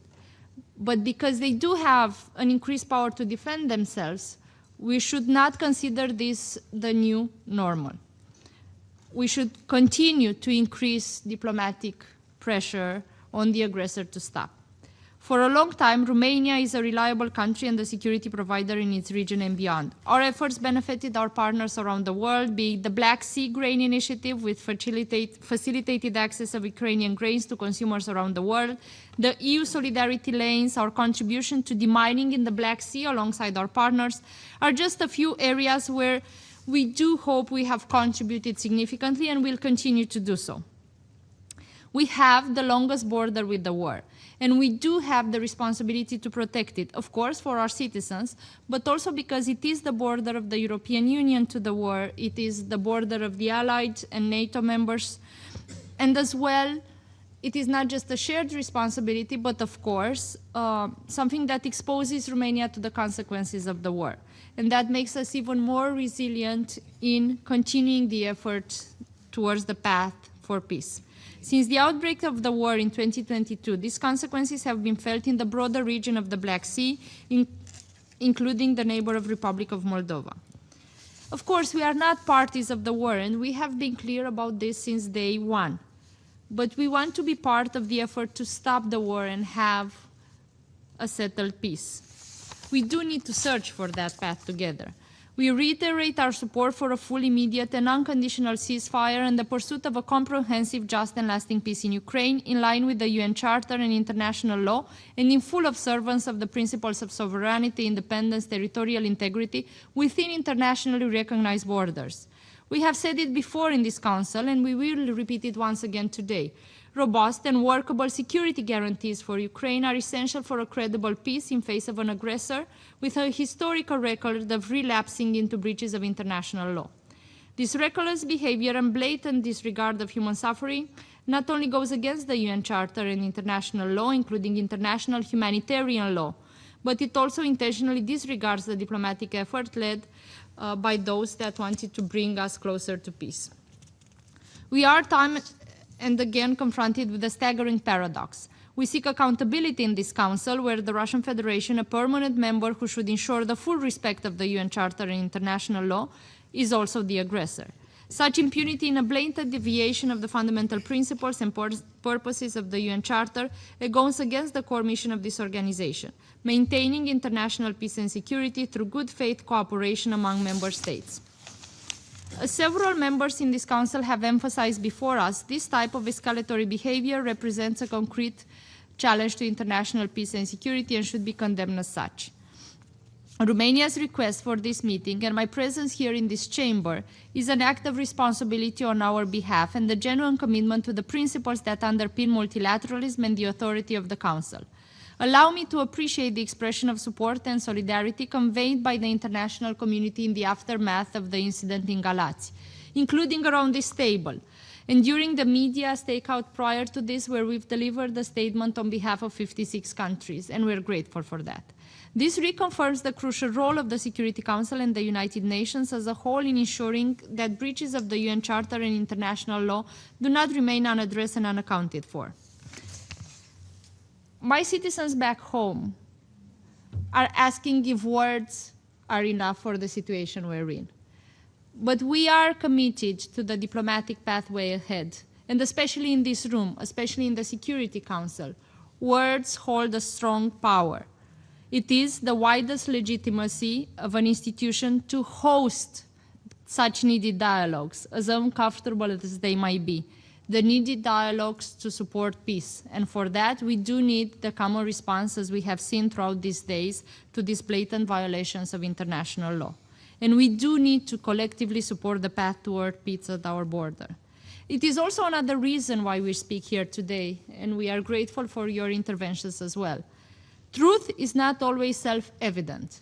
Truth itself also needs to be protected as we protect our land, our waters, our air. We do need to protect facts because they are misinterpreted, and sometimes for those that have no arguments to be able to explain their behavior, they try to run away from responsibility by trying to change the truth with their narratives. So our presence here today, our intervention here today, is also in protection of the truth and in making sure that those that are victims of the aggression are not painted as the aggressors. Romania will continue to be a reliable partner, and we're grateful for the international support we see in this community. Thank you. Doy la gracia a la excelentísima señora Toiu por su declaración.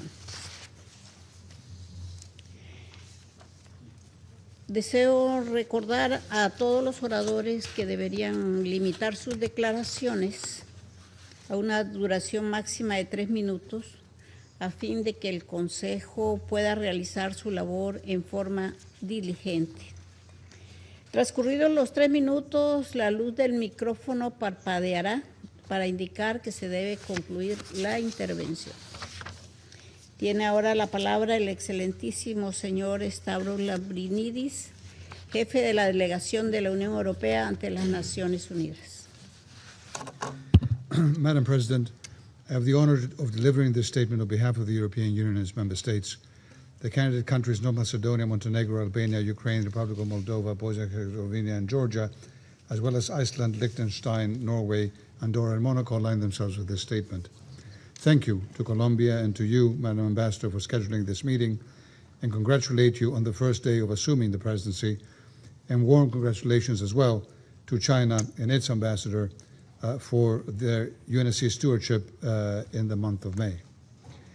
Colleagues, the European Union strongly condemns the grave incident of the 29th of May in which a Russian drone carrying explosives that was part of one more overnight attack against Ukraine crashed into a residential building in Galați, Romania. You heard from the minister, and welcome to this chamber as well, the details. On behalf of the EU and all its member states, I express my full solidarity with Romania, its citizens, and those affected by this incident. Colleagues, this reckless act was not a fluke. It is a direct result of Russia's continuing war of aggression against Ukraine. Russia bears full responsibility for the consequences of its escalatory behavior and its continued military actions, which once again threaten the security of EU citizens, regional stability, and international peace. The European Union reaffirms its unwavering commitment to the security of Romania and all its member states, and stands ready to accelerate efforts to strengthen protection against such threats, including through Eastern Flank Watch and other initiatives to consolidate European defence readiness. The EU will continue to advance its initiatives aimed at strengthening defence of all EU land, air and maritime border capabilities, including on the eastern flank, reinforcing defence readiness and consolidating resilience. We will continue to ensure that the EU is better equipped to act and deal in a coordinated way with a 360 approach. Colleagues, Russia's continuing serious violations of European airspace only reinforce our resolve to support Ukraine and its people in their defense against Russia's war of aggression and their pursuit of a comprehensive, just, and lasting peace in accordance with international law, including the Charter of the United Nations. In this regard, we must all further raise the cost for Moscow to end this war.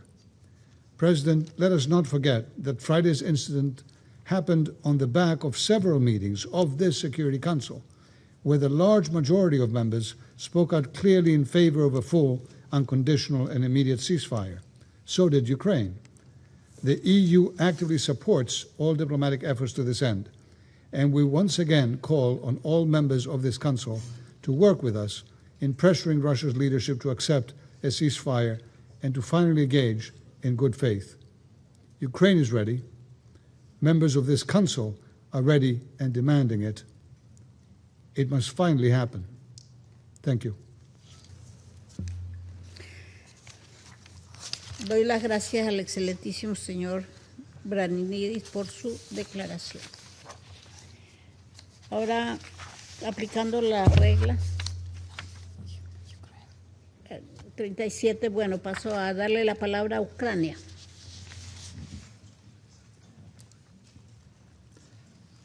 Madam President, distinguished members of the Security Council, I thank the Presidency of Colombia for convening this emergency meeting upon the request of Romania. I wish you success in this important mission.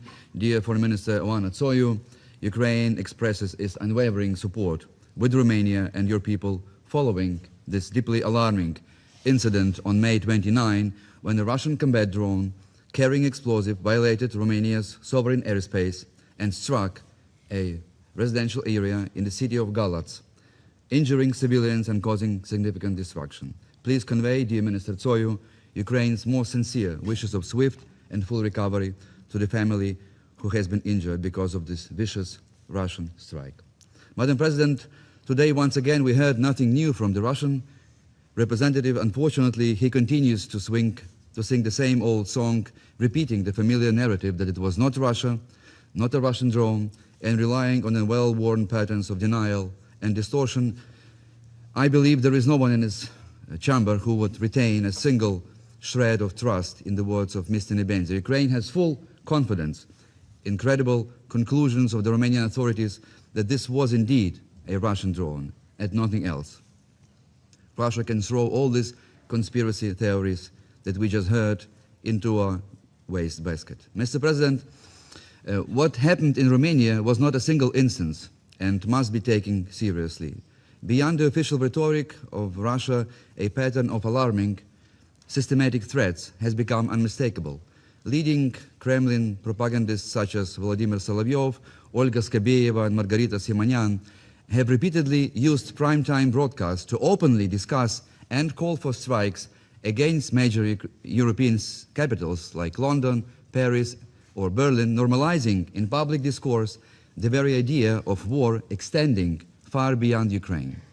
In one particularly chilling example, Ms. Skabeyeva's program even displayed countdown-style calculations claiming that Russian ballistic missile Sarmat could reach Berlin in 106 seconds, Paris in 200 seconds, and London in 202 seconds, turning the potential destruction of European capitals into a matter of a TV show. And even more strikingly, these narratives are echoed at the highest political level. Dmitry Medvedev, former president, he used on multiple occasions similar explicit threats, suggesting potential attacks on European cities. Taking together, all these statements are not isolated provocations, but part of a broader campaign in which the language of intimidation and the targeting of European capitals has been steadily mainstream into Russia's state-aligned messaging. In Galați, in Romania, we have witnessed that all this rhetoric is not just threats. Madam President, the recent attack against Romania was a cynical double strike, which carried at least two messages. The first was directed at Romania and all NATO member states. It was yet another attempt to test the resolve of our neighbors, to probe reactions and to see how far Russia can go in bringing its war of aggression ever closer to the territory of allied nations. But there was another second message. The Romanian city of Galați plays a special role in Ukrainian history as well, as the place where one of the most important rulers, Hetman Ivan Mazepa, found his final resting place over 300 years ago. Hetman Mazepa has remained a source of particular hatred and resentment for Moscow because he dared to challenge imperial rule and defend Ukraine's right to determine its own future 3 centuries ago. That is why many Ukrainians cannot overlook this bitter symbolism of a Russian drone striking a beautiful city of Galați in Romania, but so closely associated with Hetman Mazepa's sacred memory. It is another reminder that Russia's war is directed not only against Ukrainian statehood or territory, but also against our history and national identity. Madam President, to conclude, there are essentially two ways to respond to Russia's brazen, intentional drone strike on Galați. The first is the familiar one. We can express our outrage, condemn this violation, call upon Russia to refrain from such illegal actions in the future, and hope that all these appeals, including all those that were made this afternoon in the chamber, will somehow persuade Mr. Putin to stop sending his deadly drones towards Romania or Poland or any other neighboring countries of Ukraine.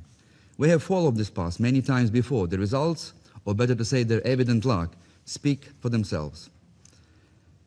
What we see now, we see the reaction before. There was an incident in Poland, you would remember, on the 12th of September, but all those signals were not really persuasive for Russia. This new strategy now in Romania is just another logical consequence of failure to put Russia in its place. This shall be another lesson for all of us. But there is, however, a second approach, how to address this intentional, I repeat, intentional drone strike against the peaceful city of Galatz.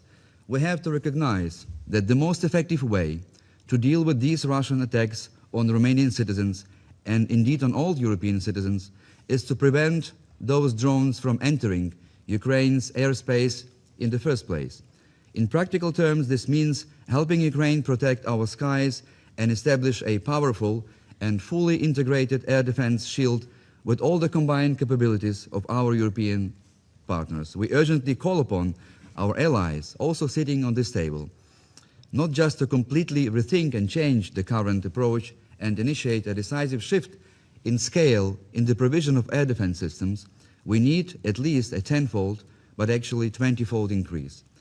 But what Ukraine needs most is the commitment of our European and our American partners to actively intercept and destroy Russian missiles and Russian drones over Ukraine's territory. The strikes on Galatz should therefore become a turning point. The most effective response to Russia expanding its war across Europe is not another expression of concern, but a bold collective action that would deprive Russia of the ability to terrorize both Ukraine and all its neighbors. The safest Romanian sky begins with much better protected sky over Ukraine. Madam President, before I wrap up, I would like to react to Mr. Nebenza's baseless accusations regarding an alleged drone strike on Zaporizhzhia nuclear power plant that we just heard.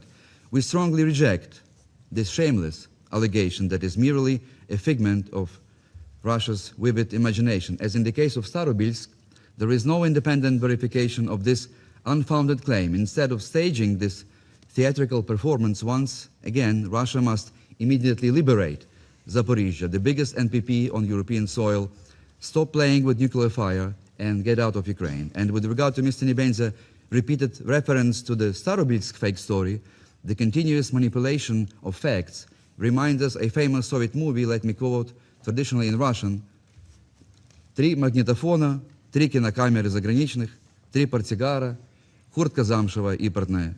3. In other words, just stop lying in this chamber. I thank you.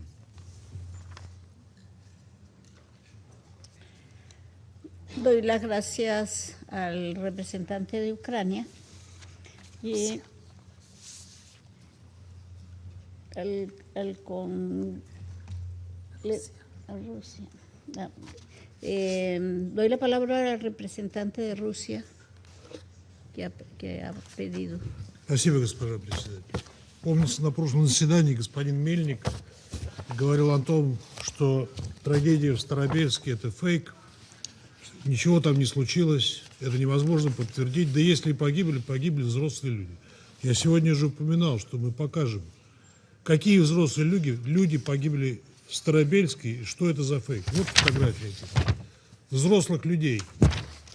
Елена Мартемьянова, 20 лет.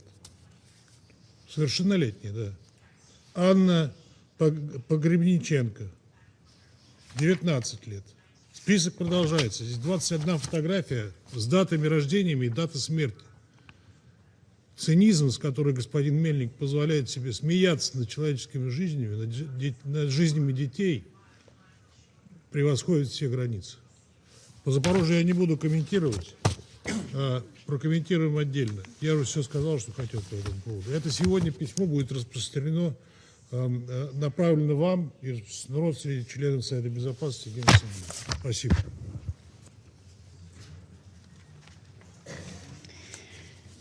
Le doy las gracias al representante de Rusia por su intervención y le concedo la palabra a la República de Moldova. Madam President, I thank the members of the Security Council who, together with Romania, requested the urgent convening of this meeting following a grave security breach and a serious violation of Romanian sovereignty airspace caused by the incursion of a Russian drone carrying explosives with direct impact on the civilians. I also thank the Colombian presidency for bringing us together today, and ACG Kayoko Gota for her briefing.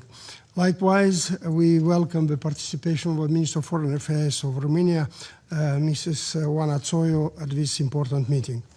Excellencies, the facts are deeply alarming.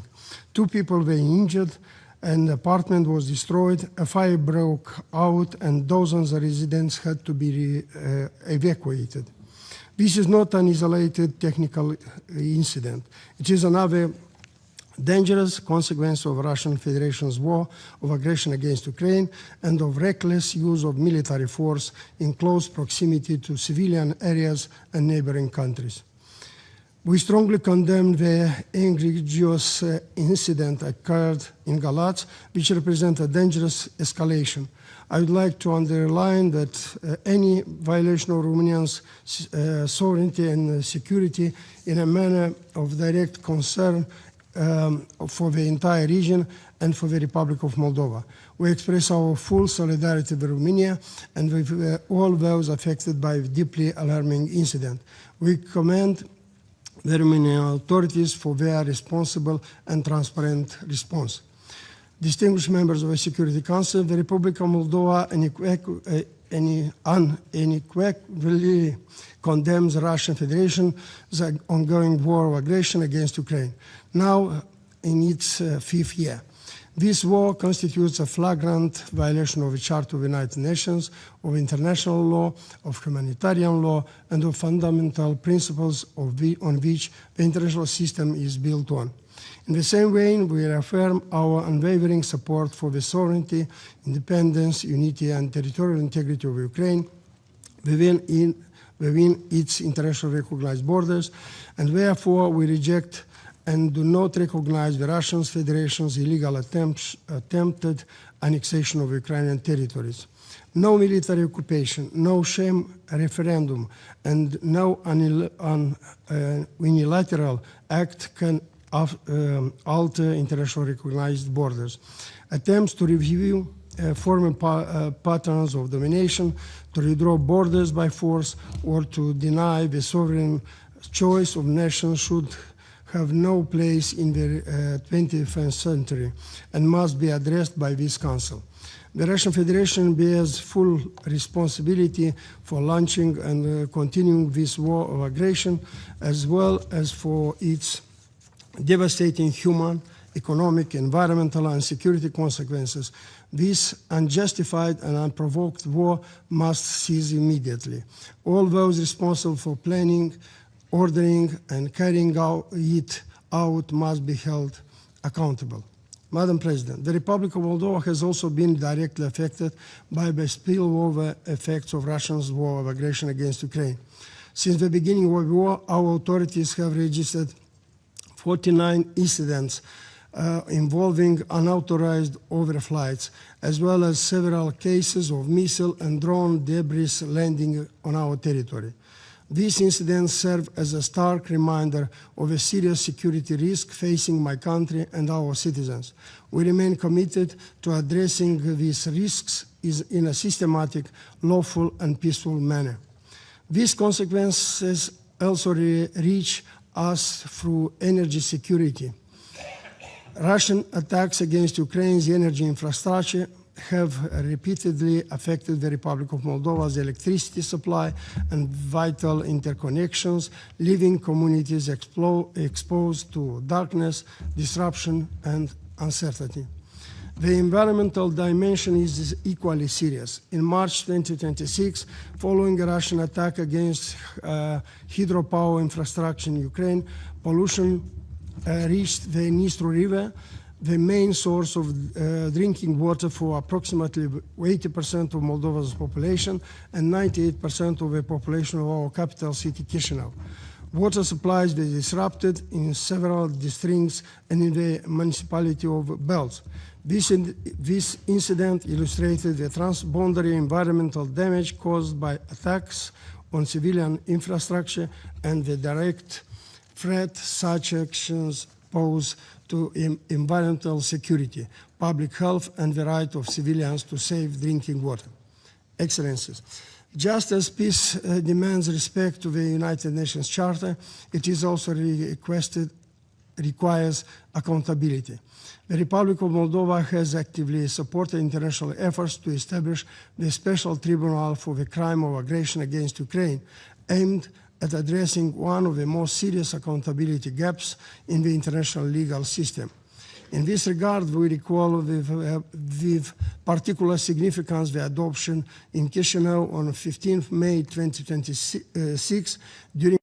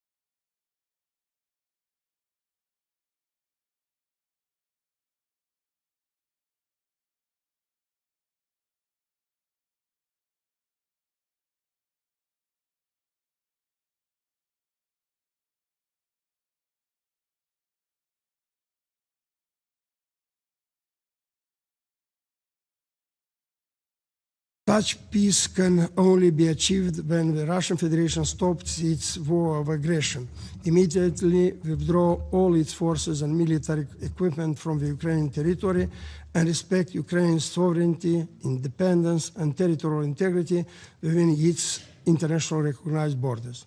I thank you. Doy las gracias al representante de la República de Moldova por su intervención. No hay más oradores inscritos en la lista. Se levanta la sesión.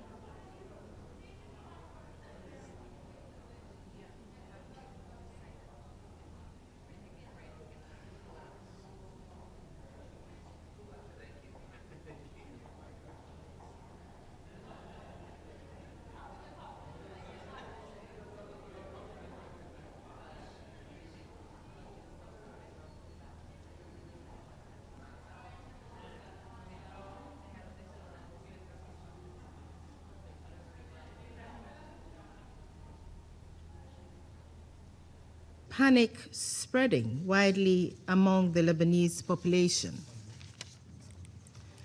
The Israel Defense Forces have expanded their presence north of the Blue Line, with the United Nations Interim Force in Lebanon reporting extensive military activity, including airstrikes, artillery fire, logistics movements, and engineering works throughout its area of operations. UNIFIL has also observed widespread demolitions of buildings in villages in the vicinity of the Blue Line. On 30th May, UNIFIL recorded 992 trajectories of projectiles fired by the Israel Defense Forces. This is the highest number since a cessation of hostilities came into effect on 17th April. Hezbollah has continued to launch dozens of rockets, anti-tank guided missiles, and drones, including increasingly deadly fiber optic drones. It has also used surface-to-air missiles and improvised explosive devices against Israeli troops and assets inside Lebanese territory. In recent days, Hezbollah has escalated its strikes, launching rockets, drones, and missiles increasingly deeper into Israeli territory. Hezbollah leaders have reiterated that the group will not disarm, defying the stated intention of the government of Lebanon to assert a state monopoly over the use of force. Since 2nd March, the surge in hostilities has exacted a devastating human toll. According to Lebanon's Ministry of Public Health, at least 3,412 have been killed and more than 10,000 wounded in Lebanon. Among the dead and injured are hundreds of civilians, many women and children, as well as journalists and medical workers who have been serving on the front lines. 21 Lebanese armed forces personnel have been killed. 4 Israeli civilians and 26 Israel Defense Forces personnel have also been killed, with destruction and displacement affecting communities on both sides of the Blue Line. 6 UNIFIL peacekeepers have been killed and several wounded. Madam President, these developments mark a dangerous and alarming escalation, directly undermining the cessation of hostilities understanding announced by the United States on 16th April and eroding fragile diplomatic efforts to de-escalate the situation. They cast a long shadow over ongoing attempts to facilitate direct talks between Lebanon and Israel and risk derailing the already tenuous path toward a permanent ceasefire. Israel's presence north of the Blue Line is a clear violation of Lebanon's sovereignty and territorial integrity, as well as of Security Council Resolution 1701. Israeli forces must withdraw to south of the Blue Line. Hezbollah and other non-state armed groups in Lebanon must disarm and cooperate with government efforts to extend state security and assert a state monopoly over the use of force. The possession and use of weapons outside of state control is a clear violation of Security Council Resolutions 1559 and 1701. The Lebanese armed forces are the only legitimate armed force in Lebanon. We reiterate the urgent need for increased international support for the Lebanese armed forces and other state security institutions, enabling them to fully exercise their authority and responsibility to ensure security and stability across the entirety of Lebanon's territory. Humanitarian needs in Lebanon are rising sharply as the relentless destruction of homes, essential services, and civilian infrastructure deepens an already dire situation. Entire communities are being uprooted, and the scale of suffering is compounding the country's overwhelming recovery and reconstruction burden. Madam President, diplomatic efforts must be given the space to succeed. Further escalation is intolerable. The populations of Israel and Lebanon have already endured immense suffering, and immediate steps are needed to alleviate it. We welcome the meeting between Lebanese and Israeli military representatives hosted by the United States in Washington, D.C. on 29th May, following meetings held in Washington between political representatives of Lebanon and Israel to the United States in recent months. We note that further meetings at the political level are anticipated this week. The United Nations, including through the Special Coordinator for Lebanon, stands ready to support these diplomatic efforts to secure a sustained cessation of hostilities that is fully respected by all actors on the ground, and to advance the full implementation of Security Council Resolution 1701. The ultimate objective remains clear: a durable, permanent ceasefire adhered to by all sides. Madam President, all actors must exercise maximum restraint and cease actions that risk appending efforts toward a lasting resolution. These hostilities are reverberating across the region.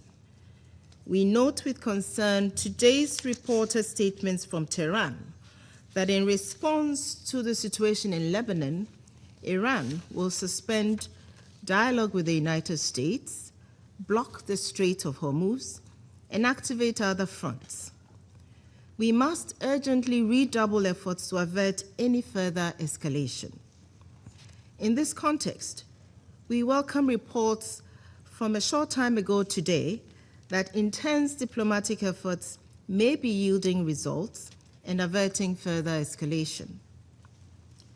We call on all countries in the region that maintain ties with Hezbollah to encourage the group to cooperate with Lebanese state efforts to achieve a monopoly on arms.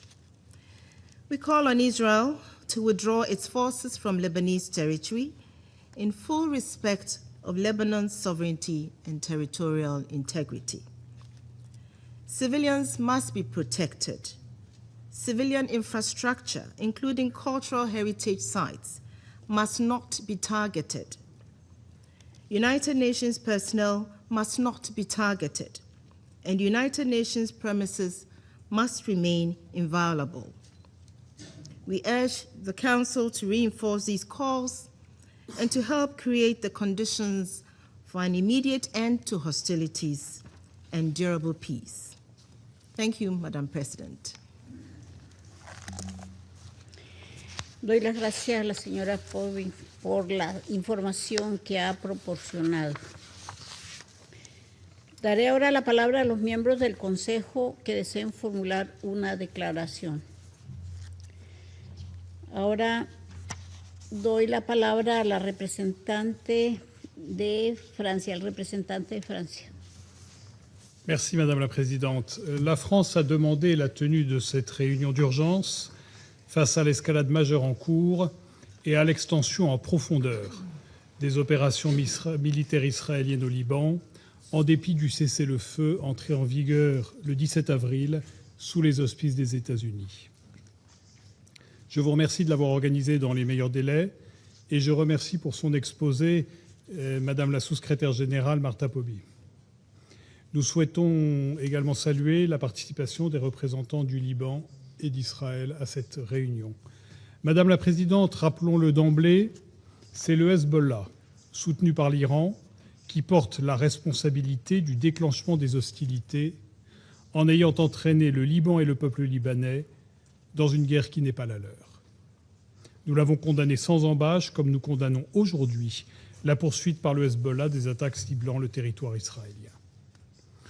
Nous reconnaissons le droit d'Israël à se défendre contre les attaques du Hezbollah. Pour autant, rien ne peut justifier la prolongation et l'ampleur de ces opérations militaires au Liban. Les milliers de morts et de blessés parmi la population civile et les déplacements forcés de population nient son occupation toujours plus profonde du territoire libanais. Il s'agit là, pour Israël, d'une erreur stratégique majeure. Ces opérations sont en outre contraires aux engagements qu'Israël a pris le 17 avril dernier et aux résolutions de ce Conseil. Il est urgent que les armes se taisent. Cette fuite en avant a pris hier une dimension symbolique. En plantant son drapeau sur la forteresse de Beaufort, qui lui servit de base durant l'occupation du Sud-Liban jusqu'en 2000, Israël renoue avec une période que l'on voulait croire révolue. L'histoire nous avertit. Les mêmes causes ont toutes les chances de produire les mêmes effets. Loin d'apporter la sécurité à Israël et ses habitants, une nouvelle occupation risque de ne faire que nourrir l'instabilité. Car chaque village bombardé est rasé, chaque civil tué renforce le Hezbollah et fragilise l'exécutif libanais, dont nous saluons la volonté politique de consolider la souveraineté du Liban. Israël a un rôle majeur à jouer pour aider l'exécutif libanais à concrétiser cette volonté politique. La sécurité d'Israël ne se trouve ni dans la guerre, ni dans l'occupation. Elle réside dans la paix avec ses voisins et dans la stabilité de la région. Madame la Présidente, le cessez-le-feu du 17 avril est fragile, mais il demeure la voie vers un accord durable. C'est pourquoi la France soutient les discussions directes engagées entre le Liban et Israël sous l'égide des États-Unis. Ces discussions, qui doivent se poursuivre les 2 et 3 juin, constituent une opportunité décisive. Le moment est venu de les traduire en résultats concrets et nous appelons l'ensemble des parties prenantes, y compris les États-Unis qui les accueillent, à tout mettre en œuvre pour qu'elles aboutissent. Des annonces importantes viennent d'être faites. Leur réalisation est essentielle. Nous souhaitons que ces négociations entre Israël et le Liban mènent à une solution politique juste et durable, incluant le désarmement du Hezbollah et le rétablissement de la pleine souveraineté de l'État libanais, le retrait israélien du territoire libanais et l'assurance du plein respect de l'intégrité territoriale du Liban. Et qu'elle trace ces négociations un chemin de paix et de sécurité irrémédiable pour les 2 pays. Tant que les armes ne se seront pas tues, une exigence absolue demeure, les civils, qu'ils soient libanais ou israéliens, les journalistes et les personnels de secours, ne sauraient être pris pour cible. Le respect du droit international humanitaire s'impose en toutes circonstances pour assurer la protection des populations et des infrastructures civiles et pour garantir l'accès aux personnes ayant besoin d'être secourues. Madame la Présidente, la ligne de la France, claire et constante, tient en 4 points. Premièrement, le plein soutien à la population, aux autorités et à l'armée libanaise. Le peuple libanais, qui subit les conséquences d'une guerre qu'il n'a pas choisie, a plus que jamais besoin qu'on lui apporte assistance et protection. La France y travaille avec le déploiement d'une aide humanitaire de 17 millions d'euros afin d'appuyer les autorités libanaises dans la gestion de cette crise humanitaire inédite par son ampleur et sa durée. L'armée libanaise, elle, a pour mission de poursuivre dans des conditions difficiles le désarmement du Hezbollah et l'extension de l'autorité de l'État. Nous l'accompagnons concrètement avec la livraison de 39 véhicules blindés. La France continuera à apporter son plein soutien aux autorités libanaises et elle organisera à Paris, dès que la situation le permettra, la conférence internationale de soutien aux forces armées libanaises. Deuxièmement, l'exigence que le Hezbollah cesse immédiatement ses attaques et remette ses armes à l'État libanais, conformément à la décision courageuse prise par le gouvernement libanais le 2 mars dernier.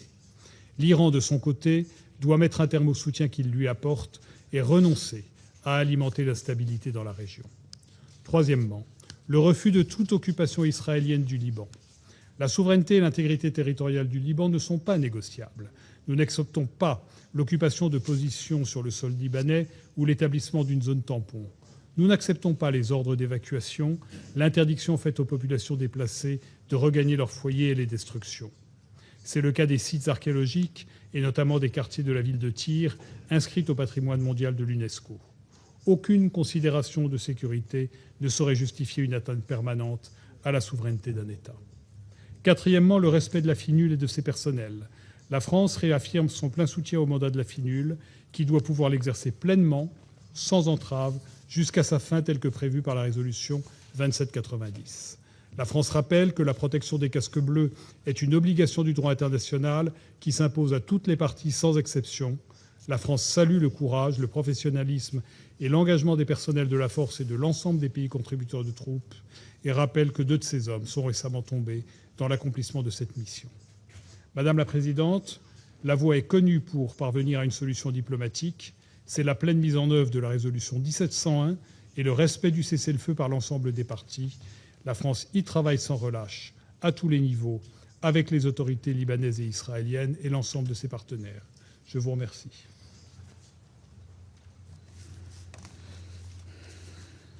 Doy la gracia al representante de Francia y cedo la palabra a la Federación de Rusia. Госпожа председатель, признательна Марте Побе за брифинг по ситуации в Ливане. Госпожа председатель, мы поддержали запрос французской стороны на проведение сегодняшнего неочередного заседания Совета Безопасности, потому что положение в Ливане заслуживает самого пристального внимания международного сообщества.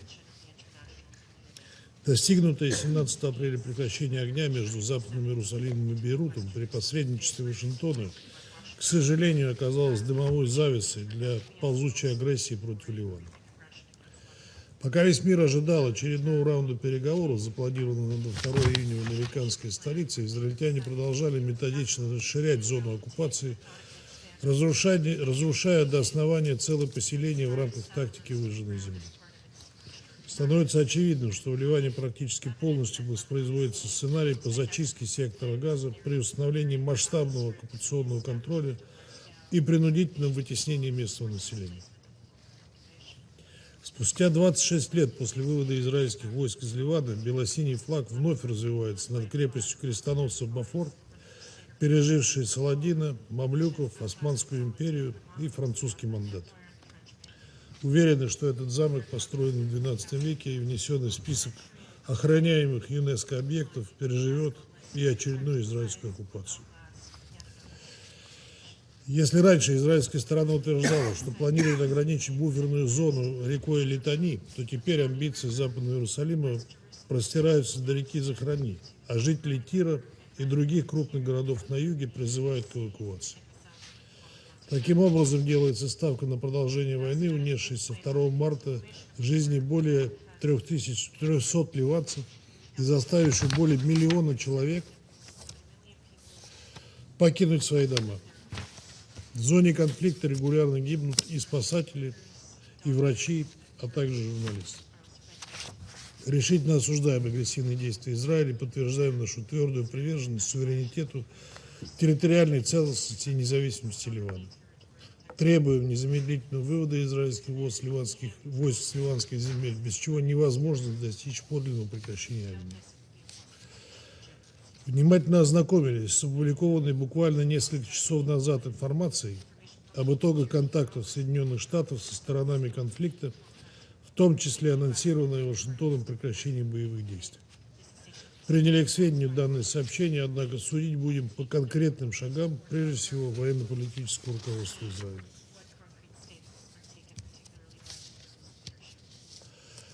Госпожа председатель, парадоксально, но, как показывает история, военные приобретения и расширение оккупации не решают действительно актуальную проблему безопасности северных территорий Израиля. Напротив, подрываются позиции ливанского правительства, чья нацеленность на достижение переговорного решения никого не вызывает сомнений. Без ответа на риторический вопрос спикера ливанского парламента Набиха Берри о том, кто сможет принудить Израиль прекратить агрессию, ситуация будет оставаться в тупике.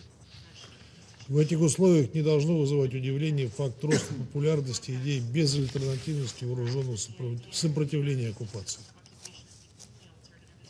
Дальнейшая оккупация Ливана и расширение ее географии недопустимы и чреваты опасным обострением этноконфессиональных противоречий, национальным расколом с угрозой начала гражданской войны. Развитие такого сценария может подорвать и без того хрупкую ситуацию с безопасностью на Ближнем Востоке. Единственный выход в виде возвращения сторон к неукоснительному соблюдению обязательств по резолюции Совета Безопасности 1701, предусматривающей полную деоккупацию Ливана и распространение государственного суверенитета, на всей территории страны. Следует помнить, что деградация положения в Ливане стала прямым следствием необоснованной агрессии Соединенных Штатов и Израиля против Ирана. Соответственно, и динамика текущих ирано-американских переговоров во многом зависит от развития ситуации на Ливанском театре действий. В этом контексте Россия всецело поддерживает международные посреднические усилия, прежде всего дружественного Пакистана, и выступает за нахождение комплексного политико-дипломатического решения, направленного на общую стабилизацию обстановки в регионе Ближнего Востока. Госпожа председатель, всецело поддерживаем мандат временных сил ООН в Ливане, чьи миротворцы продолжают мужественно выполнять свой долг в самых непростых обстоятельствах. Требуем неукоснительного обеспечения безопасности голубых касок, а также привлечения к ответственности за убийство и ранение миротворцев. В свете намеченного на конец года завершения мандата в СООН и начала вывода миссии считаем необходимым сохранение значимого присутствия Всемирной организации вдоль голубой линии, без чего невозможно обеспечить мониторинг выполнения резолюции 1701. Россия, будучи ответственным членом Совета Безопасности ООН, готова принять конструктивное участие в будущих дискуссиях по данному вопросу с целью нахождения взаимоприемлемого решения. Благодарю вас.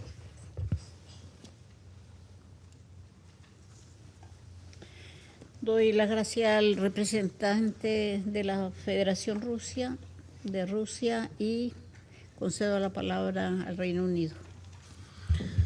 Thank you, President, and thank you, ASG POBI, for briefing us this afternoon. The United Kingdom joined in calling this meeting to condemn the severe escalation of Israeli military action in Lebanon over recent days.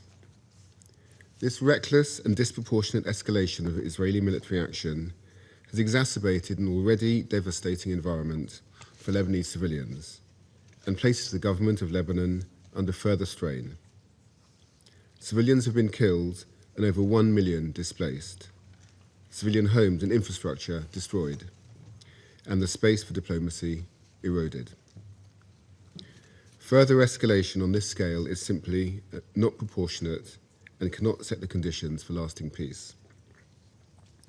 We reiterate that Hezbollah, at the instigation of Iran, have dragged Lebanon into a war that its government and people do not want. We strongly condemn Lebanese Hezbollah's ongoing attacks against Israel. We also condemn recent comments by Hezbollah's leadership that seek to destabilize the democratically elected government of Lebanon within their own country. Hezbollah does not speak or act for the people of Lebanon. We are clear that Hezbollah must end attacks on Israel and disarm. President, UNICEF reported that 15 children were killed and 62 injured in Lebanon last week as a result of the conflict. That's 11 children killed or injured every 24 hours. Healthcare workers are also facing death and injury as they carry out their duties. The escalation must end. We call upon all parties to uphold their obligations under international law. Israel's legitimate concerns about the security of their northern communities will not be solved by military escalation. The talks convened by the US between the governments of Israel and Lebanon are the only viable path towards a lasting political settlement and the disarmament of Hezbollah. We warmly welcome these talks, and yet progress is being undermined by both Hezbollah and Israel. All parties must implement a genuine and lasting cessation of hostilities to allow space for real diplomatic progress. We support the efforts of the Lebanese government to extend its authority throughout the country in line with Security Council Resolution 1701, including through the strengthening of Lebanese state institutions and security forces, and the disarmament of Hezbollah. We call for swift implementation.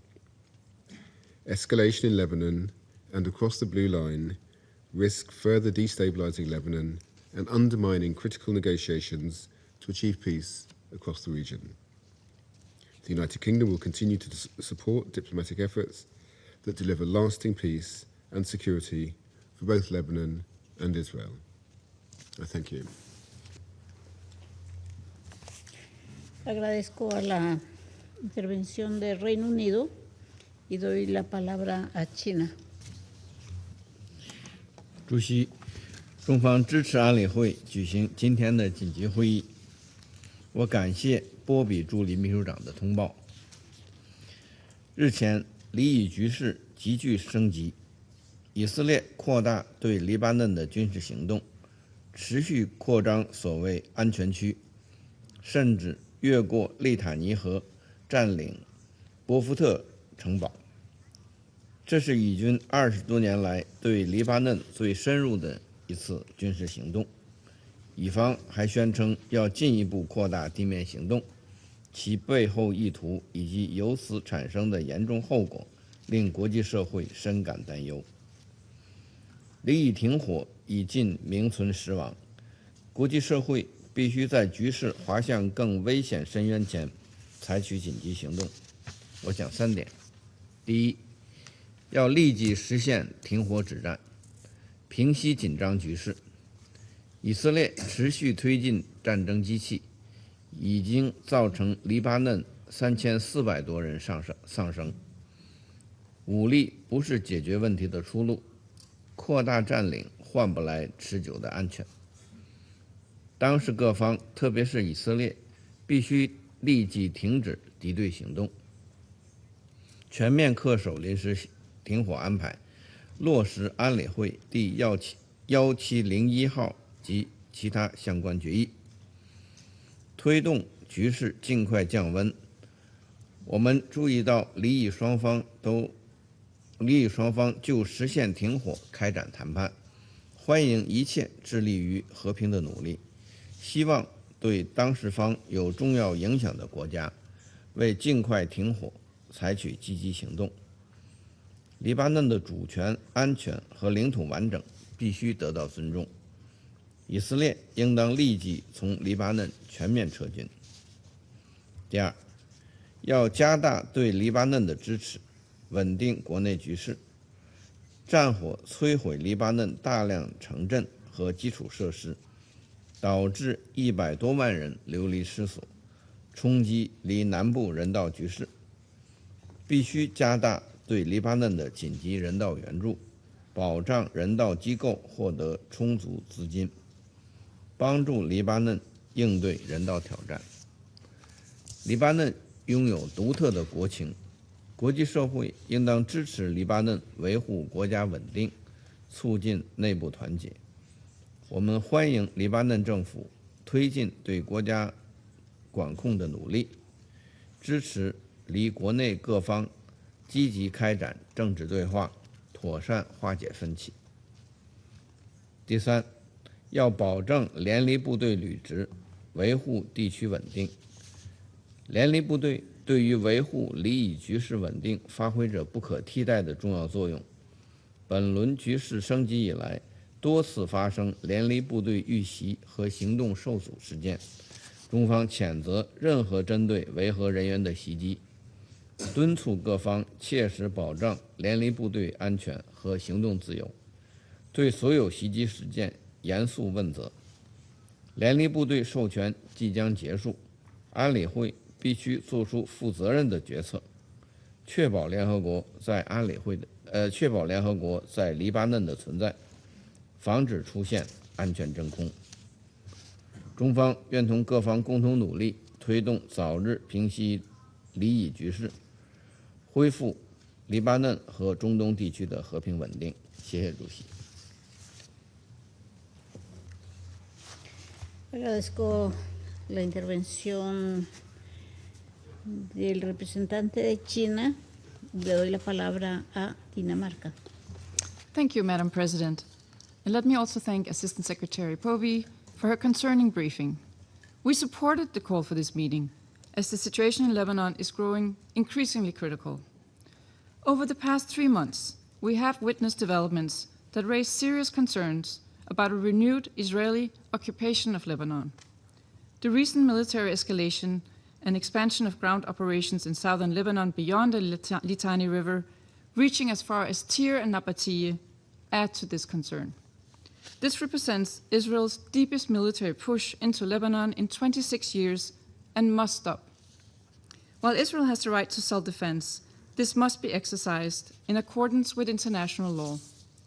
We call for full respect for Lebanon's sovereignty, independence, and territorial integrity. This includes withdrawing Israeli forces from South Lebanon.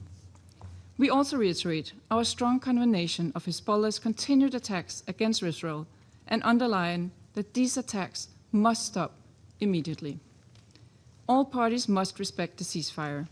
We continue to support the direct talks between Israel and Lebanon and hope that they can pave the way for lasting peace. We support the re-establishment of a robust monitoring mechanism along the lines of what existed during the ceasefire in 2024 to ensure compliance with the current ceasefire agreement and build trust between the parties. Madam President, Denmark is deeply concerned about the humanitarian and civilian consequences of Israel's military operations in Lebanon. The escalating conflict has created a humanitarian crisis in Lebanon and displaced more than 1 million people, about 20% of the entire Lebanese population. Let me reiterate well-known calls. Safe, secure, and sustained humanitarian access to civilians must be ensured in accordance with the international humanitarian law. Denmark condemns all attacks directed against civilians and civilian infrastructure, including first responders and healthcare personnel. Israel must cease all demolitions of civilian infrastructure. We are also deeply concerned by military operations in and around Lebanon's cultural heritage sites. Cultural property must be protected and must not be used for military purposes. International law must be fully respected at all times. Madam President, Hezbollah has, once again, dragged Lebanon into an unwanted war. Hezbollah must disarm in full accordance with Resolution 1701 and cease all attacks on Israel. We commend the Lebanese government for these steps it has taken to restore the state's monopoly over arms and to expand the authority of the Lebanese armed forces. The current military escalation risks undermining these positive steps. Focus should now be on strengthening the Lebanese armed government and the Lebanese armed forces to enable them to fulfill the disarmament mandate rather than extending the conflict. We also stress the importance of a continued strong and effective UN presence in Lebanon in support of Resolution 1701. As UNIFIL's mandate approaches its end, we must ensure that there is no vacuum in the international community's engagement. We welcome the Secretary General's report on this question and look forward to its thorough discussion. Madam President, in closing, sovereignty and territorial integrity are not just theoretical principles. They are at the very foundation of the international order we have fought to uphold within this chamber for the last 80 years. What we are witnessing in Lebanon today is what happens when those principles erode. The potential ripple effects for Lebanon, the region, and the credibility of this Council are way too clear. It is our collective responsibility to continue to protect them. I thank you. Doy las gracias a la representante de Dinamarca y doy la palabra a Grecia. Thank you, Madam President, for promptly scheduling today's urgent meeting. I would also like to thank our briefer, Assistant Secretary General Martha Polby, for her thorough remarks. Colleagues, Lebanon stands at a dangerous crossroads. What is at stake is not only its sovereignty, but also the stability of the wider region. The continued hostilities between Israel and Hezbollah, despite the ceasefire arrangements and ongoing diplomatic efforts, are causing immense suffering to civilians while further destabilizing the country. Greece has condemned in the strongest terms since the very beginning Hezbollah's attacks against Israel, which dragged Lebanon into this devastating conflict, one that it neither pursued nor deserves. At the same time, while recognizing Israel's legitimate right to self-defense, we are deeply concerned by the continued expansion of Israeli military operations inside Lebanon. The recent capture of the strategic Beaufort Castle and the surrounding ridge marks a dangerous further ground incursion into Lebanese territory. We urge for the reversal of these recent acts, for they could moreover be counterproductive with regards to a political solution, risking to push it further out of reach. We call for an immediate cessation of hostilities and renewed efforts towards a durable diplomatic settlement.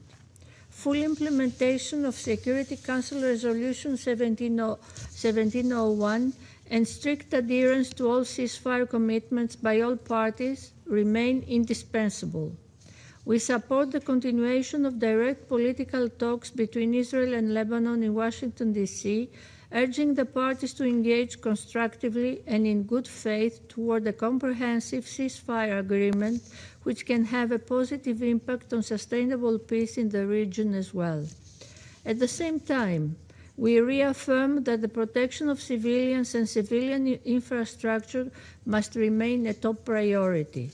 Thousands have lost their lives, over 1 million people have been displaced, and critical infrastructure has suffered extensive damage.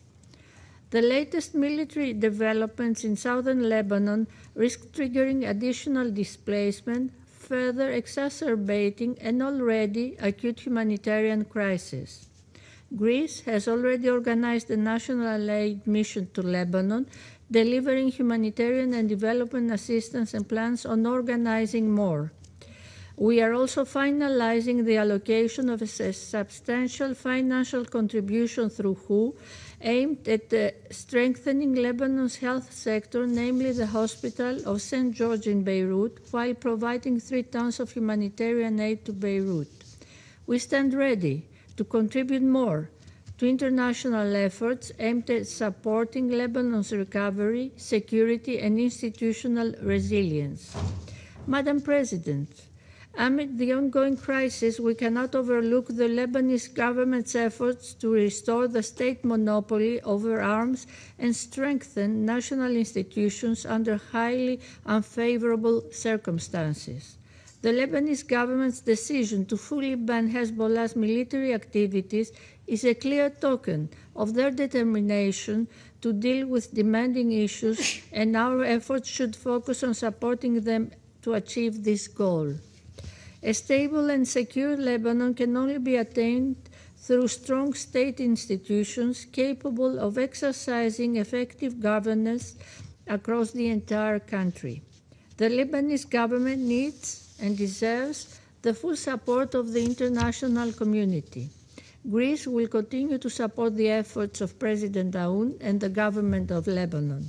In this regard, we support the LAF bilaterally, and upon request of the Lebanese government, we have procured defense equipment, soon to be followed by a second round of defense material. Last but not least, we reiterate once again our call for the safety and security of UNIFIL personnel who continue to operate under extremely challenging conditions. UN peacekeepers are an essential pillar of stability and a visible expression of the international community's commitment to peace. We strongly condemn all attacks and acts of intimidation against UN peacekeepers, as such actions are contrary to international law and relevant Security Council resolutions. In conclusion, Madam President, should the current military escalation and territorial expansion continue, the outcome is unlikely to bring greater security. Instead, it risks producing further instability, potentially with regional repercussions, additional suffering for civilians, and ever more elusive political solution. We urge all parties to return to the path of diplomacy and dialogue in such a critical moment and to take tangible steps toward de-escalation. Lebanon deserves a future of peace, security, and dignity, free from external interference and internal division. Greece will stand by its side in that effort. I thank you. Gracias a la intervención de Grecia y le cedo la palabra a Letonia. Thank you, Madam President. Allow me to begin by thanking you for convening this meeting at such a short notice, and I also thank France for requesting this meeting in light of the increasing escalation in Lebanon. And I thank Assistant Secretary General Pobe for her briefing. In April, the historic direct talks between Lebanon and Israel offered a glimmer of hope that there is a path towards sustainable stability and peace. And we welcome the ongoing efforts of mediators, notably the United States, that continue advancing this objective. Because stability in the region can only be achieved through political and diplomatic means. Now, regrettably, the cessation of hostilities, agreed on 16th of April, continues to be violated on a daily basis, undermining the efforts of Lebanon's government to extend its authority across the country. Principal obstacle to Lebanon's stability and sovereignty remains Hezbollah, whose actions have repeatedly drawn Lebanon into conflict. And we again unequivocally condemn Hezbollah's attacks against Israel. Hezbollah has repeatedly chosen Iran's interests over those of the Lebanese people. And it must cease its attacks immediately, and Iran must cease its support to Hezbollah and instead support efforts aimed at de-escalation and long-term peace. We reiterate our firm commitment to the sovereignty and territorial integrity of Lebanon. The implementation of the UN Security Council Resolution 1701, including the disarmament of Hezbollah and the extension of the Lebanese armed forces control throughout southern Lebanon, remains prerequisite for achieving lasting peace and security. While Israel has the right to defend itself against attacks launched by Hezbollah against its territory and population, always, military operations must be conducted in accordance with the UN Charter, international law, and international humanitarian law. We call, therefore, upon Israel to halt advance into Lebanese territory and refrain from attacks on heavily populated areas. With more than 1 million people in Lebanon displaced by the conflict, new large-scale evacuation orders continue to aggravate an already severe humanitarian situation. Over 3,000 people have been killed since March, 10,000 injured. Of the displaced, at least 13,500 are pregnant women. UNIFIL has reported that most of the casualties in the south are women and children that have nowhere to go. Recently, IDF attacks on the city of Tyre caused additional civilian casualties. And we insist that all parties must respect international law, including international humanitarian law, and ensure that protection of civilians and civilian infrastructure, including historic and cultural sites that enjoy special legal protection. Now, the capture of Beaufort Castle reminds of a repetition of the cycle of violence that happened 44 years ago. While Israel views its military operations as necessary for its security, the latest developments also highlight that military action alone will not achieve lasting stability. Madam President, continued escalation is weakening Lebanese institutions and reinforcing Hezbollah's resistance narrative, which would not contribute to long-term security and stability for either Israel or Lebanon. Efforts should instead be focused on supporting the bilateral mediation talks in Washington, on implementing Resolution 1701, expanding the control of the Lebanese armed forces in southern Lebanon, dismantling Hezbollah, and providing support to Lebanese government and strengthening its authority as the sole and legitimate sovereign power. And we urge all parties to prioritize de-escalation, peace, and sustainable security. And the latest announcement today on the positive reactions by Lebanon, Israel, and Hezbollah to the US proposal for reciprocal cessation of attacks is encouraging, but it must be followed by genuine implementation and tangible steps. And it is our collective responsibility to restore peace and security in the region. I thank you.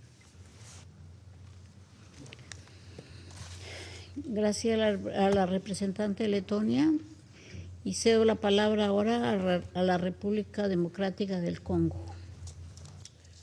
Madame la Présidente, la République démocratique du Congo vous remercie pour la convocation de cette réunion d'urgence consacrée à l'examen de la situation au Liban. Nous remercions la sous-secrétaire générale adjointe, Madame Martha Pobé, pour son exposé et pour ses efforts constants pour la restauration de la paix au Liban.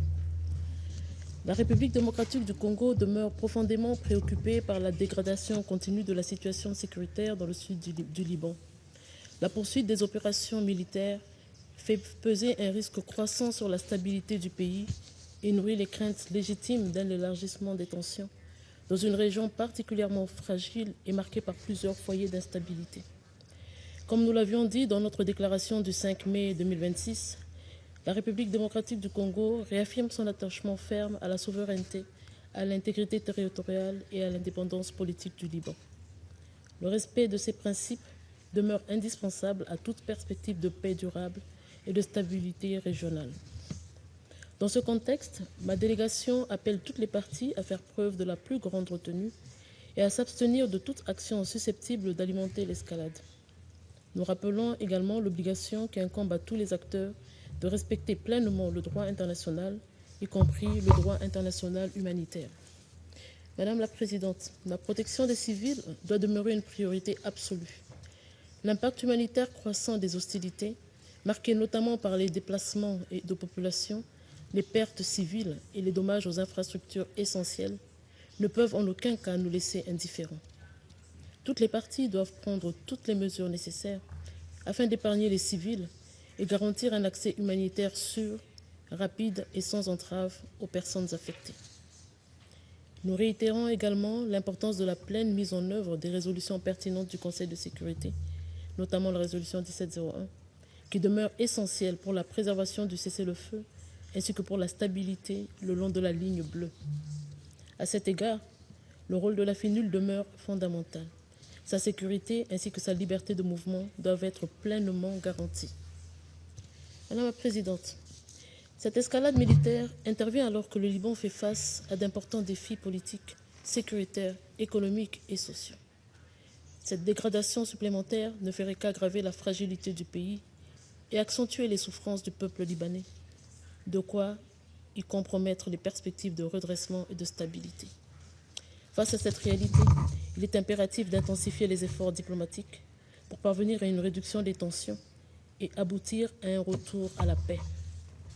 À cet égard, la République démocratique du Congo soutient toutes les initiatives régionales et internationales visant à préserver le calme et à favoriser un dialogue constructif entre les parties.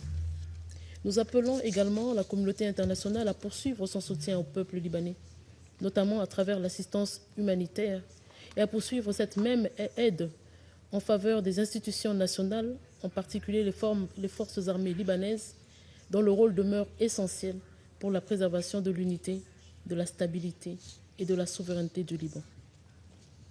Pour conclure, Madame la Présidente, la République démocratique du Congo réaffirme son engagement en faveur du multilatéralisme et du respect des principes de la Charte des Nations Unies pour la promotion de la paix et de la sécurité internationale. Nous demeurons convaincus qu'une désescalade immédiate, le respect du droit international et un engagement diplomatique sincère constituent les seuls moyens susceptibles de promouvoir une paix durable.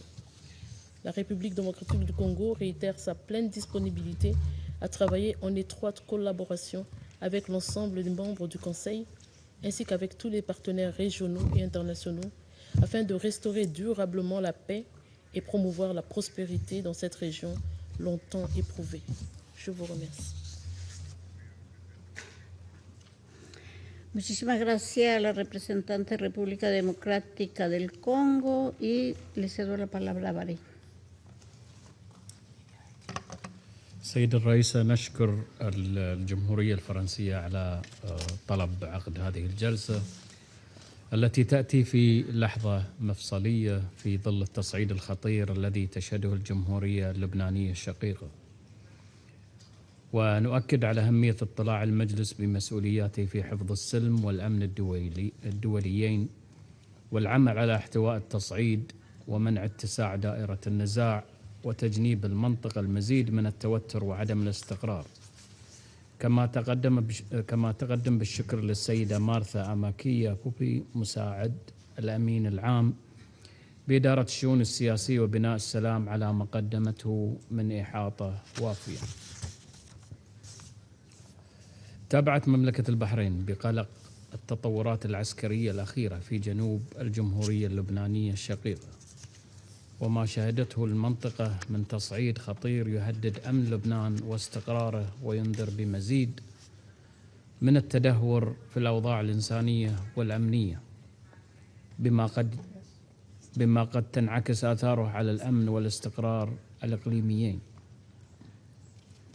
وترحب المملكة بإعلان فخامة الرئيس الأمريكي التوصل إلى اتفاق لوقف الهجمات باعتباره خطوة إيجابية نحو خفض التصعيد ووقف الأعمال العدائية وتعزيز الأمن والاستقرار في الجمهورية اللبنانية والمنطقة،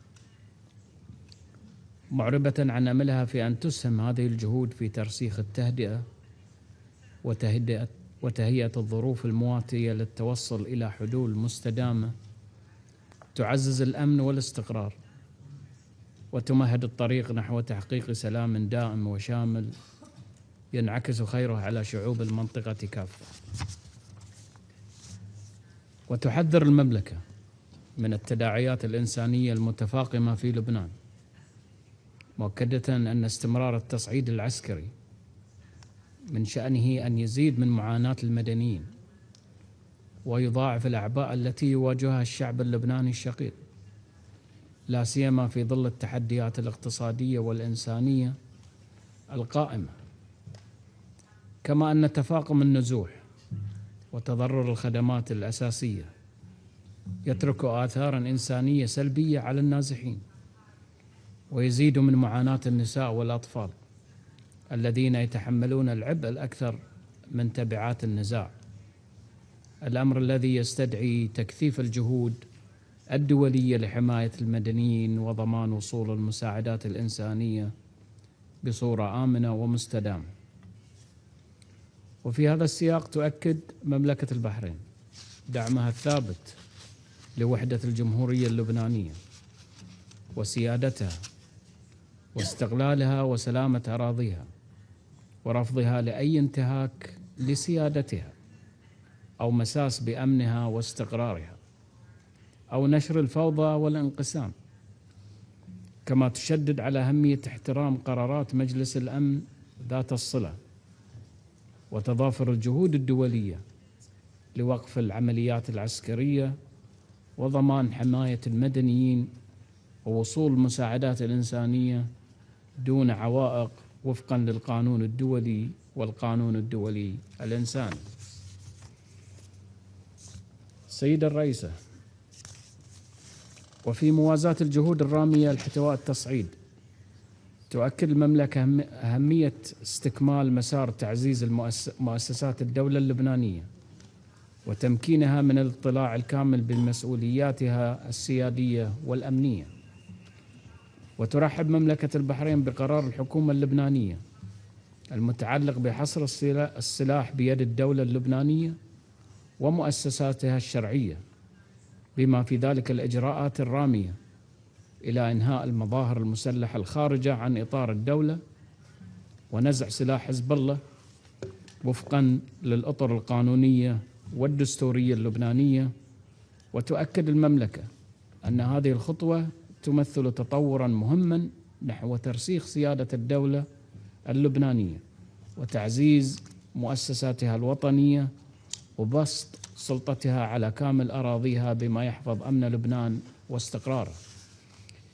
كما تشيد المملكة بالجهود الحثيثة التي تبذلها الولايات المتحدة الأمريكية في إطار الوساطة والمساعي الدبلوماسية الرامية إلى تثبيت الاستقرار ومنع اتساع دائرة النزاع، وتؤكد دعمها للمسار التفاوضي بين الجمهورية اللبنانية ودولة إسرائيل، معربة عن تطلعها إلى أن يفضي هذا المسار إلى نتائج ملموسة تسهم في تعزيز الأمن والاستقرار واحترام سيادة الجمهورية اللبنانية ووحدة أراضيها وترسيخ أسس السلام في المنطقة بما يحقق تطلعات شعوبها إلى التنمية والازدهار. السيدة الرئيسة، تجدد مملكة البحرين تأكيدها على أهمية التنفيذ الكامل للقرار 1701 وكافة القرارات الدولية ذات الصلة بما يكفل احترام سيادة الجمهورية اللبنانية وسلامة أراضيها وترتيبات وقف الأعمال العدائية، كما تؤكد المملكة أهمية مواصلة دعم الجيش اللبناني والقوى الأمنية الرسمية وتمكينها من الاطلاع بمسؤولياتها الوطنية وبسط سلطة الدولة اللبنانية على كامل أراضيها بما يحفظ سيادة لبنان ووحدته الوطنية ويعزز أمنه واستقراره. وفي الختام تجدد مملكة البحرين تأكيدها أن استقرار لبنان وسيادته يمثلان مصلحة إقليمية ودولية مشتركة، وتدعو جميع الأطراف إلى الالتزام الكامل باتفاق وقف الهجمات والامتناع عن أي أعمال من شأنها تقويض التهدئة وإعادة تأجيج التوتر، ومواصلة دعم الجهود الدبلوماسية الرامية إلى ترسيخ الاستقرار وتحقيق السلام الدائم والالتزام بالقرارات الدولية ذات الصلة بما يسهم في صون أمن لبنان واستقراره والحفاظ على السلم والأمن الدوليين. وشكرا السيد الرئيس. Muchas gracias por su intervención a Bahrein. Quiero darle la palabra a Somalia.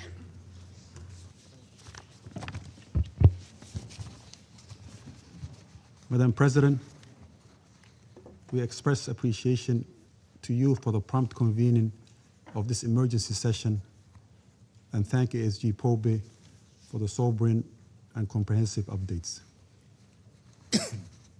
My delegation views the renewed military escalation in southern Lebanon and around Beirut's southern suburbs with utmost gravity and alarm. So are the continued violations across the blue line and the risk of wider regional confrontation.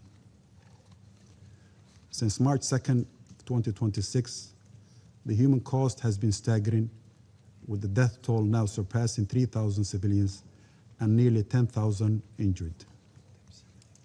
Over 1 million people have been displaced, including hundreds of thousands of children. The humanitarian situation has become a catastrophe. We condemn the systematic and deliberate destruction of civilian infrastructure, particularly in densely populated residential areas. The protection of civilians and civilian infrastructure, including schools, hospitals, and homes, are non-negotiable obligations enshrined under international humanitarian law. We call on the occupying power to adhere fully to its legal and moral obligations under international humanitarian law and international human rights law. Madam President, the deepening occupation of Lebanese territory and the declared intent to establish a permanent security buffer zone sets a dangerous move towards unilateral territorial expansion. We specifically deplore the occupying force capture of the historic Beaufort Castle, as well as the evacuation orders for all residents south of the Zahrani River, signaling plans of further northward advancement. Lebanon must not be treated as a theater for proxy confrontations or unilateral territorial expansion. The ongoing Israeli violations of Resolution 1701 continue to undermine regional stability and erode the prospect for sustainable peace and development in Lebanon and beyond. We are also gravely concerned about the persistent operational interference against UNIFIL, including killing and injuring peacekeepers, the denial of freedom of movement, and the blocking of access roads to UN positions. We reiterate that the safety and security of United Nations personnel are non-negotiable. It's also important to maintain a credible and effective UN presence in Lebanon, one that continue to monitor, protect, and support the Lebanese people and government. Madam President, while we take note that new ceasefire talks are scheduled for June 2nd and 3rd in Washington, the immediate priority is de-escalation and return to a credible, monitored, and sustainable cessation of hostilities. It requires disciplined diplomacy before the risk becomes irreversible. Somalia stands ready to work with all Council members in support of a balanced approach. That approach must uphold Lebanon's sovereignty, protect the civilians, support the Lebanese armed forces, preserve a comprehensive ceasefire, and advance the full implementation of Resolution 1701. I thank you. Agradezco la intervención de Somalia y quiero dar la palabra a Estados Unidos. Thank you, Madam President, and I thank the briefers. Colleagues, on March 2nd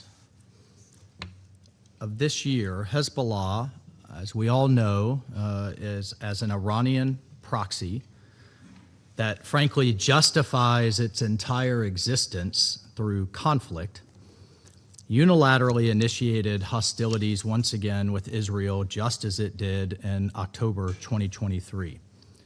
Colleagues, Hezbollah clearly sees Lebanon as nothing more than a launch pad for its Iranian-inspired attacks on Israel. It does not care about Lebanon, the country, or the future of its people. And we've seen exactly what that looks like on the ground. And we don't have to go to regional media or even Israeli media to believe it. Don't take it as my supposition. Let's read it from the UN's own reports. The High Commissioner for Human Rights himself has admitted that Hezbollah, quote, launched indiscriminate barrages of rockets at Israel, injuring people, causing damage to residential buildings and other civilian infrastructure, end quote. We can also see it in the very videos that Hezbollah itself, its own videos, that they release, where they brag about killing wounded soldiers or launching missiles towards civilian targets in Israel. So those are the words of the UN Commissioner of Human Rights. Those are the words of Hezbollah itself. And those are the pictures that Hezbollah chooses to share with the world. Not development, not growth, not a better future for Lebanon, but deliberately bragging about launching missiles into civilian areas of Israel. Colleagues, I've personally been under that kind of fire. It is indiscriminate terrorist attacks.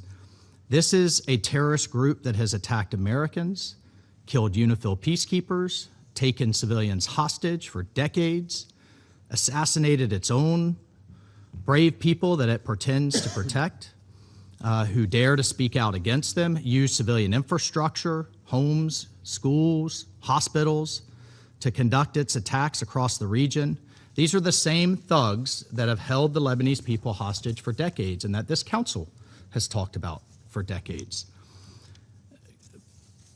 President Trump, who cares deeply about Lebanon personally, has proposed a clear sequence to end the conflict.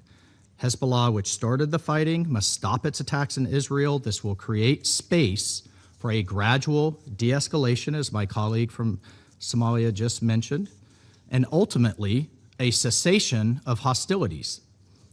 Yet Hezbollah has repeatedly rejected this offer. However, today, again, thanks to President Trump's personal intervention, we'll see if they choose differently.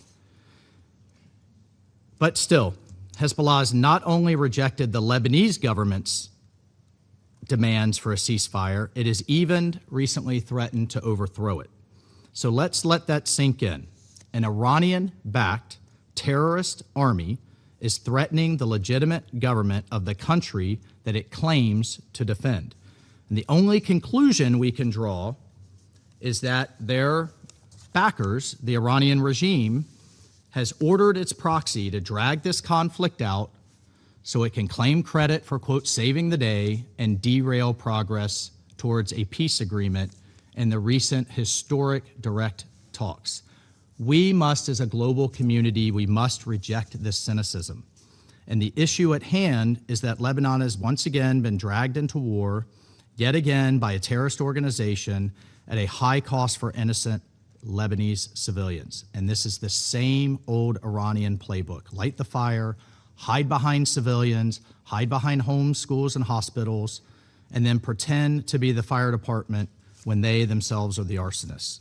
On April 14th, President Trump's leadership enabled the first historic talks between the governments of Israel and Lebanon. Both governments have repeatedly made clear that neither wants this war. Israel has provided clear assurances that it has no territorial ambitions in Lebanon, and Lebanon has stated its determination to disarm Hezbollah once and for all. And thanks again to President Trump's personal leadership on this issue, another round of talks are happening. Colleagues, the legitimate government of Lebanon is demonstrating real courage and leadership. They are trying, finally, to free their country from a terrorist organization that answers to Tehran, does not care about the suffering of its people, and we are backing the Lebanese government's efforts to make Lebanon great again. And that is what leadership looks like. That is what diplomacy is supposed to do: create space for peace, put pressure on the problem, and give legitimate governments a chance to act. And the way to support de-escalation that we all aspire to, and the way to support peace, is by focusing on the reason that this conflict started and continues. Both will come quickly. Both de-escalation and peace will come quickly if Hezbollah immediately ceases its attacks, as apparently it's promised, and the government of Lebanon asserts its full sovereignty, rebuilds, and brings its people home. Colleagues, the path is clear. Hezbollah stops attacking Israel, the Lebanese armed forces and the legitimate government of Lebanon assert control over Lebanese territory, and Iran stops using Lebanon as a forward operating base. And the Lebanese people, who have suffered for far too long, finally get a chance to rebuild a country that belongs to them, not Hezbollah, not its thug leadership, and certainly not to Tehran. I thank you, Madam President. Muchas gracias a Estados Unidos por su intervención y quiero darle la palabra a Liberia. Thank you. Thank you, Madam President. Liberia thanks the Assistant Secretary General for her briefing. Excellencies, there is a particular burden in extending hope to people in distress without delivering on it. The recounted statistics, including by many of you around this table, of the ongoing worsening situation in Lebanon is troubling.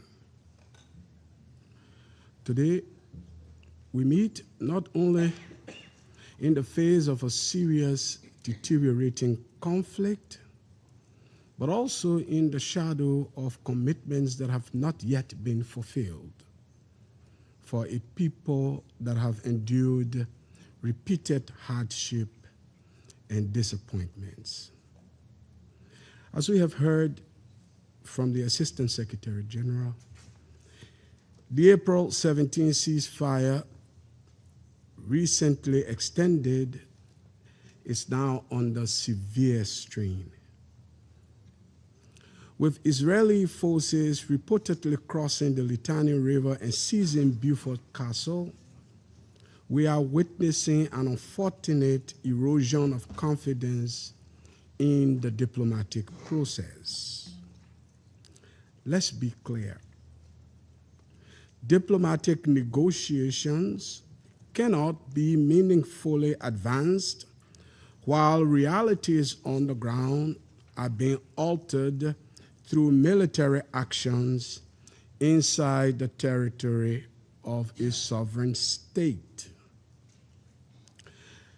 My country's own history of state collapse, armed non-state factions, and the long road of security sector reform informs our perspective, which is that to move forward, this Council must confront the three structural frictions undermining a resolution, namely, a Lebanese sovereignty deficit, an Israeli security deficit, and an international credibility deficit. These combine to compel, in our view, these realities. First, Lebanon has a legitimate sovereignty claim.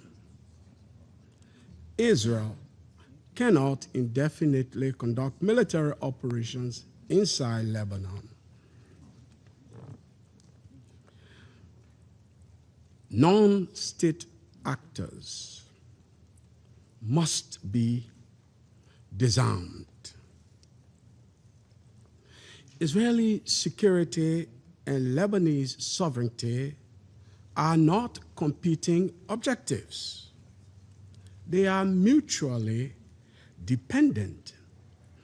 And as we've heard from the briefers, to continue on the current course is to subject the region to an unacceptable choice between recurring escalation and prolonged instability, neither of which offers a credible basis for peace, civilian protection, or regional security and stability, which continues to be a focus of this Council. Liberia makes the following calls, consistent with resolutions of this Council, including an immediate cessation of offensive operations and a freeze on all force movements overseen by enhanced UNIFIL monitoring and public reporting.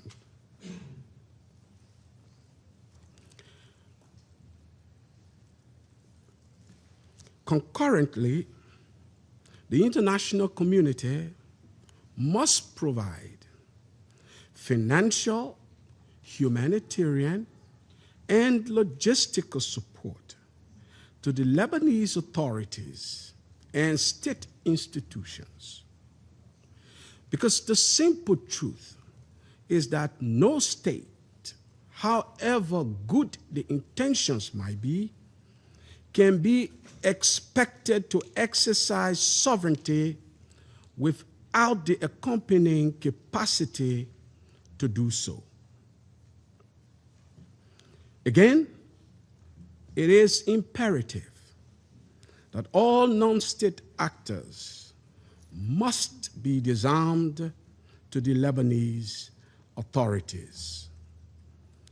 Finally, Madam President, we must replace reliance on goodwill alone with strengthened verification mechanisms and clear consequences for violations by any party, thereby reducing incentives for unilateral action.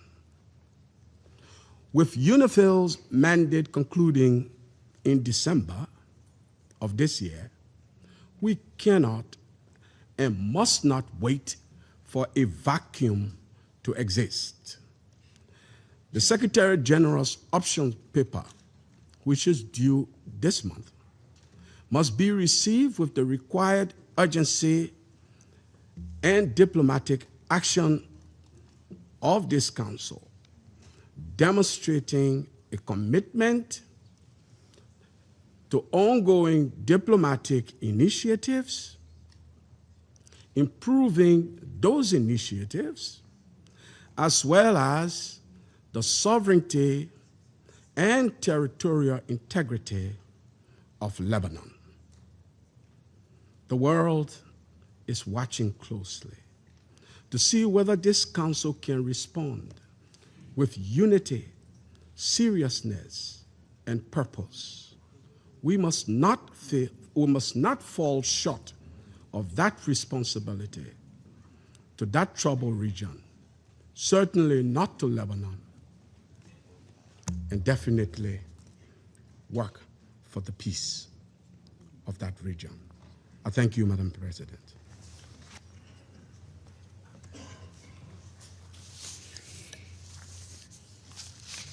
Le agradezco a la intervención de Liberia y paso a darle la palabra a Panamá. Gracias, Presidenta. Observamos con profunda preocupación la intensificación de las hostilidades registradas durante las últimas horas en el Líbano, cuyas consecuencias incluyen nuevas órdenes de desplazamiento para comunidades civiles y mayores restricciones al acceso humanitario, pese al cese de hostilidades y los entendimientos alcanzados con la mediación de los Estados Unidos. Una vez más, son los civiles, tanto en el Líbano como en Israel, quienes continúan pagando el precio más alto de este conflicto. Según la información reciente disponible desde la intensificación de las hostilidades registradas a partir del 2 de marzo del 26, al menos 3.355 personas han perdido la vida y más de 10.000 han resultado heridas en el Líbano. Asimismo, más de 1 millón de personas han sido desplazadas, incluidas más de 130.000 que actualmente permanecen en 634 refugios. Panamá expresa igualmente su rechazo por los continuos ataques perpetrados por Hezbollah contra el norte de Israel, incluidos ataques con drones que han causado muertos y heridos entre la población civil. Panamá reitera que todas las partes tienen la obligación de respetar y proteger a la población civil, al personal médico y humanitario, así como a la infraestructura civil, de conformidad con el derecho internacional humanitario, el derecho internacional de los derechos humanos y los principios fundamentales de humanidad. Presidenta, Panamá reafirma su firme respaldo a la soberanía, integridad territorial, unidad e independencia política del Líbano. Reconocemos igualmente los esfuerzos que continúa realizando el gobierno libanés bajo el liderazgo del presidente Joseph Aoun, así como las Fuerzas Armadas libanesas, para preservar la estabilidad del país en circunstancias extraordinariamente complejas. En momentos como el actual, resulta fundamental continuar fortaleciendo las capacidades de instituciones estatales libanesas y de respaldar los esfuerzos orientados a consolidar la autoridad legítima del Estado en todo el territorio nacional. Valoramos la disposición mostrada por las autoridades libanesas e israelíes para participar en mecanismos de diálogo y negociación orientados a reducir tensiones y a abordar cuestiones pendientes.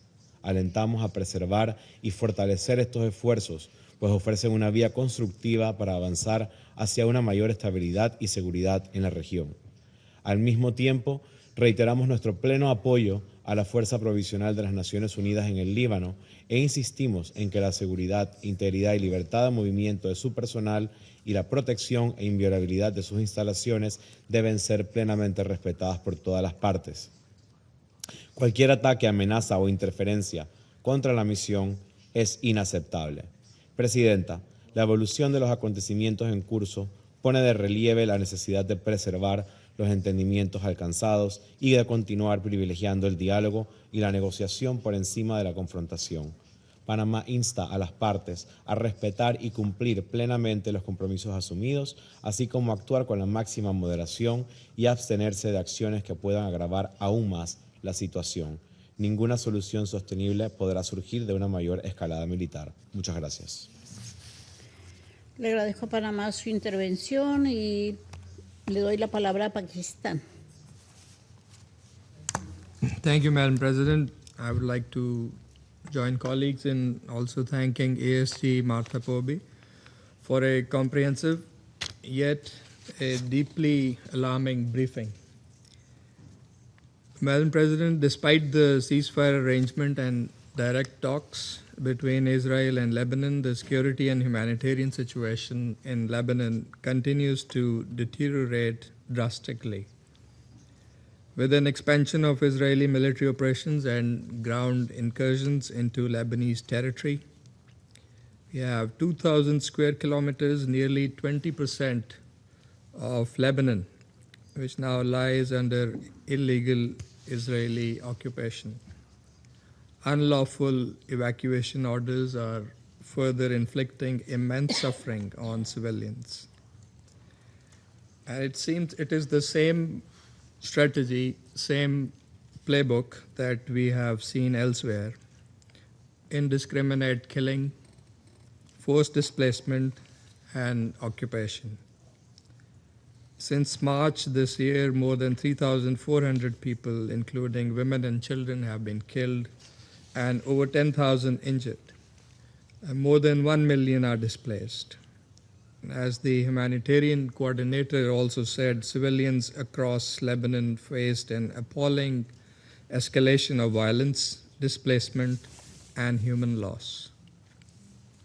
And equally alarming are the attacks on humanitarian and medical personnel, with 125 health workers killed and over 300 injured since March, according to WHO. And then there are attacks on Lebanon's cultural and historical sites, which are shocking. Tyre, a UNESCO World Heritage Site under enhanced protection, has been struck, along with the capture of Beaufort Castle. All these reckless Israeli actions, condemnable as they are, and which violate Lebanon's sovereignty and territorial integrity, constitute a flagrant breach of international law, and more than that, seriously undermine the diplomatic efforts to achieve lasting peace and stability in Lebanon and the region. Madam President, Pakistan supports all diplomatic efforts aimed at de-escalation and echoes the Secretary General's call on all sides to fully utilize diplomatic channels and recommit to the full implementation of Resolution 1701. Sustainable peace can only be achieved through dialogue and diplomacy. We also welcome the efforts of the United States in facilitating ceasefire between Lebanon and Israel, and we support their continuing engagement in this process. Pakistan appreciates the efforts of the government of Lebanon to restore stability, to strengthen state authority, and to ensure that use of force is the exclusive prerogative of the Lebanese state through its legitimate institutions, with the Lebanese armed forces playing a central role. As we have heard in the briefing and from several colleagues around the table, unfortunately, Israeli actions are undermining the efforts of the Lebanese government. Madam President, Pakistan's position is clear and consistent. We call for full respect for Lebanon's sovereignty, political independence, unity, and territorial integrity, immediate cessation of hostilities, and strict adherence to the ceasefire arrangements by all sides, and full implementation of Resolution 1701 with complete Israeli withdrawal to the Blue Line. In the complex, interconnected theaters of conflict, a stable, peaceful Lebanon is essential for regional peace and security. The international community must act with urgency to prevent further escalation and advance a diplomatic solution consistent with international law and UN Charter. Pakistan stands in solidarity with the people of Lebanon and the government of Lebanon and will continue to support all efforts aimed at promoting peace, stability, and hope in the region. I thank you. Gracias a la intervención de Pakistán. Quiero agradecer a los traductores que nos acompañan para poder continuar nosotros con esta reunión. Muchas gracias. Ahora formularé una declaración en mi calidad de representante de Colombia. Agradezco a la señora Marta Povy, secretaria general adjunta para África, por su presentación. Deseo agradecer a Francia por solicitar esta reunión, llamado que Colombia apoyó ante la gravedad de la situación. Doy la bienvenida al representante permanente del Líbano y saludo a las delegaciones que nos acompañan. Colombia expresa su solidaridad con el pueblo libanés y condena categóricamente todos los actos de agresión y de ocupación israelí en todo el territorio del Líbano. Las recientes declaraciones de Netanyahu denotan una intención clara de continuar su campaña expansionista ilegal bajo el supuesto de que puede continuar actuando con impunidad. La ampliación de la ofensiva terrestre, la toma de Beaufort y los nuevos ataques realizados en ciudades al norte del río Litani constituye una violación clara al derecho internacional, incluida la Carta de las Naciones Unidas. Las acciones desplegadas por Israel bajo la falsa premisa de reforzar su seguridad han generado un impacto humanitario de enorme gravedad y debemos recordar que los principios de distinción, proporcionalidad y precaución no son fórmulas teóricas, como ocurre siempre. La población civil es quien sufre las consecuencias más severas. El Consejo no puede seguir ignorando los reportes de días recientes sobre civiles heridos por ataques aéreos israelíes mientras acataban órdenes de evacuación. Estos hechos, así como las órdenes ilegales, desplazamiento masivo, los ataques previos registrados contra miembros de UNIFIL, periodistas y personal sanitario, son violaciones al derecho internacional humanitario atribuibles a Israel y pueden constituir crímenes de guerra. Garantizar la rendición de cuentas es una responsabilidad de toda la comunidad internacional. En paralelo, mi delegación reconoce las acciones del gobierno libanés para alcanzar un cese al fuego por la vía negociada y cumplir con sus compromisos. Sin embargo, la agresión de Israel erosiona los esfuerzos diplomáticos y pone en riesgo la política interna del país. Colombia insta a todas las partes a abstenerse de todas las acciones contrarias al derecho internacional, incluida la Carta de las Naciones Unidas y el derecho internacional humanitario, y a implementar las resoluciones pertinentes del Consejo de Seguridad, en particular la resolución 1701. En ese sentido, mi país reitera su llamado a un cese al fuego definitivo, inmediato y efectivo, y al respeto pleno de la independencia política, la soberanía, la unidad y la independencia política del Líbano. Para terminar, Colombia reitera una vez más que la violación sistemática del derecho internacional por parte de Israel debe detenerse. Los ataques de Israel contra el Líbano siguen el mismo patrón de lo que hemos estado viendo en Gaza durante los últimos años. La expansión de una campaña de desplazamiento masivo y limpieza étnica que buscan expandir de manera permanente la ocupación ilegal y la anexión territorial en toda la región. Lo que sucede hoy es el producto de la aplicación selectiva del derecho internacional y la impunidad con la que se le ha permitido actuar al régimen de Netanyahu.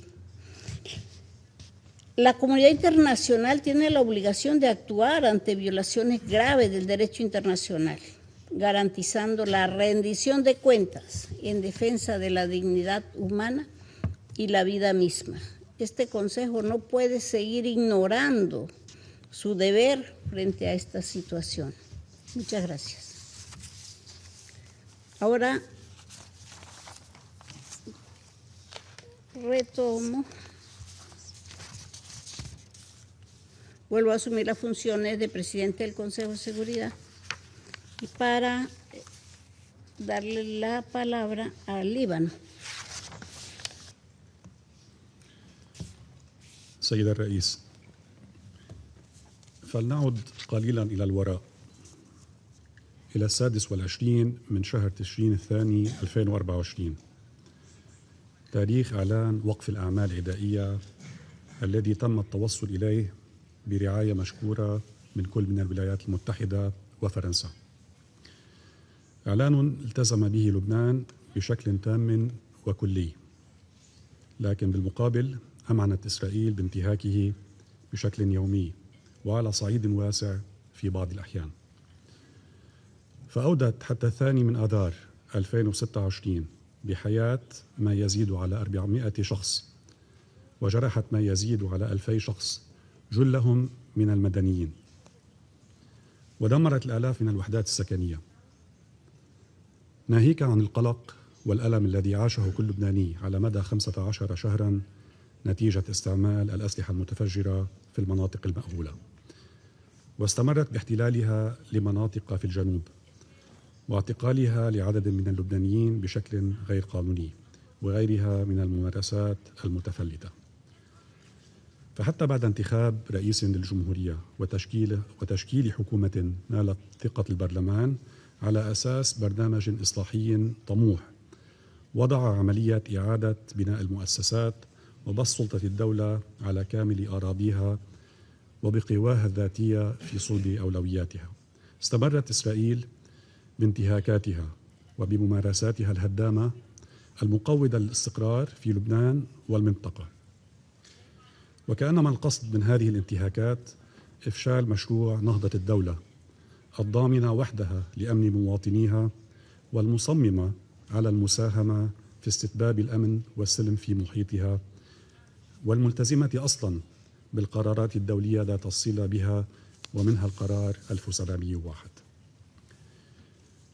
السيد الرئيس، مؤخرا وبعد الثاني من آذار 2026 لم تتوانى الحكومة اللبنانية عن تحمل مسؤولياتها، واتخذت جملة إجراءات وقرارات جذرية نابعة حصرا من مصلحة لبنان واللبنانيين، ورافضة تحويل لبنان إلى ساحة لتصفية الحسابات الخارجية بعد أن جر لبنان واللبنانيين إلى آتون حرب لم يختاروها.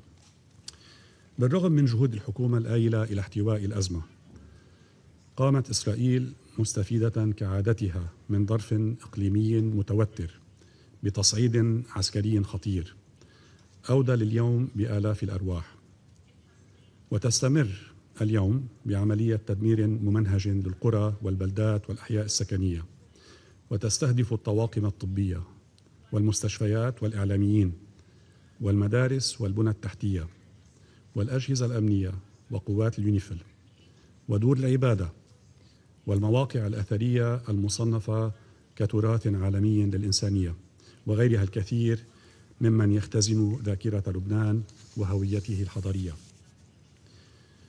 سيد الرئيس، يدين لبنان بأشد العبارات وبشكل واضح لا لبس فيه هذه الممارسات والانتهاكات الإسرائيلية التي تتعارض مع أحكام الميثاق والقانون الدولي لحقوق الإنسان والقانون الدولي الإنساني، وبما يرقى إلى جرائم حرب في أحوال كثيرة.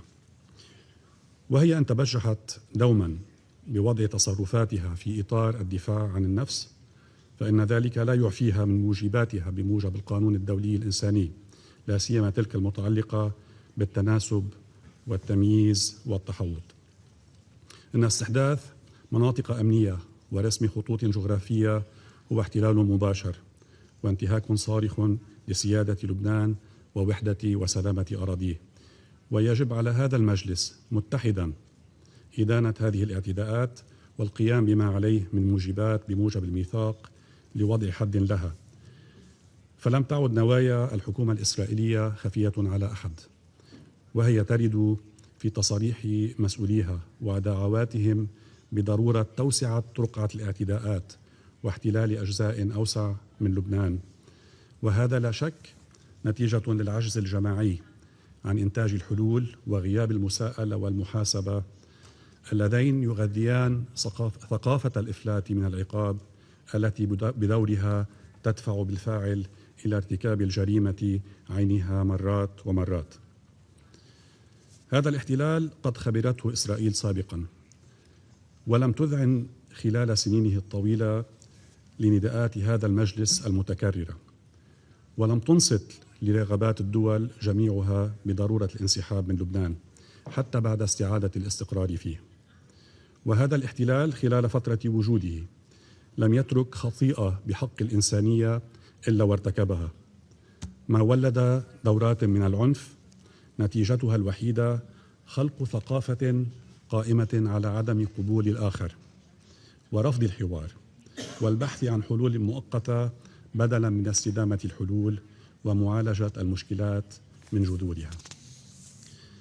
هنا وبمقابل منطق العنف السائد السيد الرئيس، فلنعد أيضا إلى مبادرة فخامة رئيس الجمهورية اللبنانية يوم 9 آذار الماضي، ولينظر هذا المجلس الموقر مجددا بمضمون هذه المبادرة القائمة بداية على التهدئة ووقف النار، ومن ثم تعزيز قدرات الدولة التي ورثت تركة ثقيلة نتيجة تقاطعات إقليمية على مدى عقود من الزمن كي تتمكن من القيام بما عليها، ليصار بعدها إلى حوار جدي وصولا إلى الحلول الدائمة والمستدامة.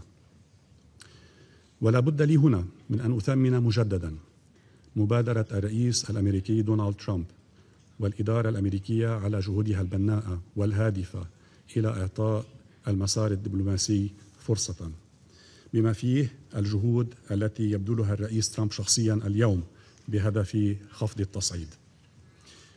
ونؤكد على التزام لبنان بتوفير ظروف ومتطلبات نجاحها انطلاقا من الثوابت الوطنية التي تبدأ بوقف الاعتداءات الإسرائيلية والانسحاب الكامل وعودة الأسرى وإعادة الأعمار وعودة أهلنا المهجرين قسرا. إن التزام إسرائيل بوقف كامل وفعلي للنار يمثل المدخل الضروري لالتزام الدولة اللبنانية بسط سلطتها وسيطرتها على كامل أرضها وحدودها، وهي تتعهد أي الدولة اللبنانية بأن تكون وحدها بعد ذلك موضع مساءلة ومحاسبة عن أي خرق. فهذا الهدف اللبناني الجامع الذي أكده مجلس الوزراء يوم 2 آذار الماضي ظل متعثرا نتيجة عدم التزام إسرائيل بمقتضيات إعلان 26/2/2024. إن هذا المسار هو الوحيد القادر على تحقيق الأمن والسلم على حدودنا الدولية، على عكس أوهام الانتصارات العسكرية من جهة أو الصفقات الإقليمية الثنائية من جهة أخرى. السيد الرئيس، لا يفوتنا أن نشكر أمين عام الأمم المتحدة على تقريره حول مستقبل تنفيذ القرار 1701 الذي صدر اليوم استنادا إلى الفقرة 10 من قرار المجلس 2790، وستكون لنا فرصة دراسته بالشكل الوافي. ونؤكد لهذا المجلس وللدول الأعضاء فيه على عزمنا الانخراط معهم بنقاش جدي وموضوعي حوله في الأيام المقبلة بالشكل الذي يراعي متطلبات المرحلة الحساسة التي يمر بها لبنان. وقد ضاعفت التطورات الأخيرة حاجة لبنان الماسة لاستمرار المساعدة الأممية والدولية له بغية تحقيق الانسحاب الإسرائيلي من جهة وبسط سلطة الدولة على كامل أراضيها من جهة أخرى. السيد الرئيس، أشكر جميع الدول التي عبرت عن تضامنها مع لبنان وشعبه إزاء ما يتعرضان له ولما قدمته من دعم سياسي أو إنساني لتخفيف وطأة الأزمة عن جميع اللبنانيين ولا سيما المهجرين قسرا منهم.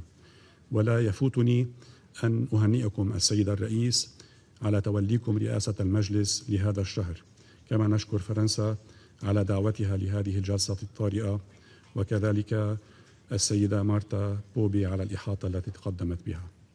شكرا السيد الرئيس. Gracias al Líbano por su intervención y quiero ceder la palabra a Israel. Madam President, first I would like to thank Assistant Secretary General Marta Pobi for her briefing. We meet today because Israel is once again being asked to explain why it is defending itself. So let me begin clearly. Israel did not wake up one morning and decide to enter Lebanon because we want to do it. We don't want escalation. We don't seek Lebanese territory. Israel does not seek conflict with the Lebanese people. The problem is Hezbollah. And the last three speakers in this room failed to mention Hezbollah, the Pakistani ambassador, Madam President, and the Lebanese ambassador. Like, no one can actually name it. But that is the reason we had no choice to enter Lebanon. The problem is Hezbollah. Name them. On March 2nd, Hezbollah chose to fire on Israel. No provocation. And they did it not to defend Lebanon, not to help the Lebanese people, not to build a better future for the region. Hezbollah fired on us to serve Iran. They got instructions from Tehran. And it continues to get instructions from Tehran. While the Iranian regime, they delayed the negotiations, they stall diplomatic progress, and they buy time for its proxies, Hezbollah is doing on the ground what Iran wants it to do. It is keeping the fire alive. It is keeping Lebanon hostage. It is keeping northern Israel under attack. That is why Israel had to act. Madam President, over the past weekend, Hezbollah's attacks on our northern communities have intensified. We have seen the heaviest levels of fire since the April ceasefire. But let's be honest for a minute. For the people of northern Israel, this has not been a ceasefire. It has felt like a continuation of fire, because Hezbollah, they never really stopped. It kept firing, it kept rearming, it kept shooting rockets and drones toward our soldiers and our civilian communities. And this weekend, the threat expanded. It was not only the communities next to the border, not only Rosh Hanikra, Shlomi, Kiryat Shmona. The fire this last weekend reached deeper. It reached cities like Nahariya, like Tzfat, which are not next to the border. Cities and hospitals miles from the border were forced into shelters. As we speak, families are running for safe rooms. Schools are closed for a while. Businesses are shut. Normal life has once again stopped. Thousands of school children are home today in northern Israel because Hezbollah has made it impossible for them to go safely to school. Since March 2nd, Hezbollah has fired approximately 10,000 rockets. Think about that number, 10,000 rockets at Israel. There have been at least 75 rocket impact sites inside Israeli territory. Hezbollah has launched around 300 drones. Some of us participated in a very important stakeout 2 hours ago. About one drone in Romania. We are talking about 300 drones. And all of this is being carried out by a terrorist army that has entrenched itself across southern Lebanon in direct violation of Resolution 1701. Today, more than 2,500 Hezbollah terrorists are operating south of the Litani River, with thousands more positioned further north. They have turned villages into military positions. We know that. We see that. We are paying a heavy price, Madam President. Just today, Dr. Uri Yosef Sylvester, a military doctor, was killed by a Hezbollah drone. Overnight, Adam Tsarfati, a 20-year-old soldier, was killed by a Hezbollah drone. Earlier this week, 21-year-old Mikhail Tyukin was killed by a Hezbollah drone. Mikhail was an only child who moved with his mother from Ukraine 6 years ago. Hezbollah attacks both our soldiers and our civilians. Just yesterday, Hezbollah's suicide drone struck a building in the peaceful town by the name of Bet Hillel in the Upper Galilee. It wasn't a military base. It's a beautiful place in the Galilee. Over the weekend, families on the beach in the city of Nahariya were forced to run for cover as Hezbollah missiles and drones targeted northern Israel. This has become the reality of daily life in Israel. So let's talk about the drones for 1 minute. Because when people speak about drones, you know, it sounds something distant, like a toy, something technological, abstract. For Israel, there is nothing abstract about it. This is an example of a drone used by Hezbollah. Look at it. This is what we are dealing with. Now, Hezbollah are using different kinds of drones. Few of them with fiber optic. These drones weigh less than 2 kilograms. You can get them online. Very easy. It flies low. It is very difficult to detect. And by the time you hear it above your head, it's too late. It can fly undetected for tens of miles. And all of a sudden, you see it above your head. A thin cable is what makes this drone different. It does not rely on a radio signal. It cannot be easily jammed, unfortunately. It gives the operator a live video feed and direct control until impact. They can guide it through a window into a vehicle. This is a modern warfare, cheap, precise, deadly. Imagine for a moment that swarms of drones were headed toward your cities. Not our cities, your communities. I asked my colleague from France, if France were under attack from Spain, would it hesitate to take action? Would you wait until the drones were buzzing over Paris and you hear them? Would you wait until they explode? Or would you do what every responsible government does and eliminate the threat? Israel has made its choice. We will not wait for these drones to detonate. We will not wait for more funerals. The drone threat is a challenge. We have to admit it. But it is a challenge we will overcome. We are now investing a lot on it. Our best minds are already working on the technologies and tactics needed to defeat it. And we will find a solution for that. But until then, we cannot wait for the next one to cross the border. We will continue to neutralize the threat before it reaches our people. Madam President, instead of helping ensure that Resolution 1701 is finally implemented, some members of this Council, including yourself, seem more interested in condemning Israel's response than confronting the terrorists creating the danger. Instead of demanding that Hezbollah disarm, they demand that Israel stand down.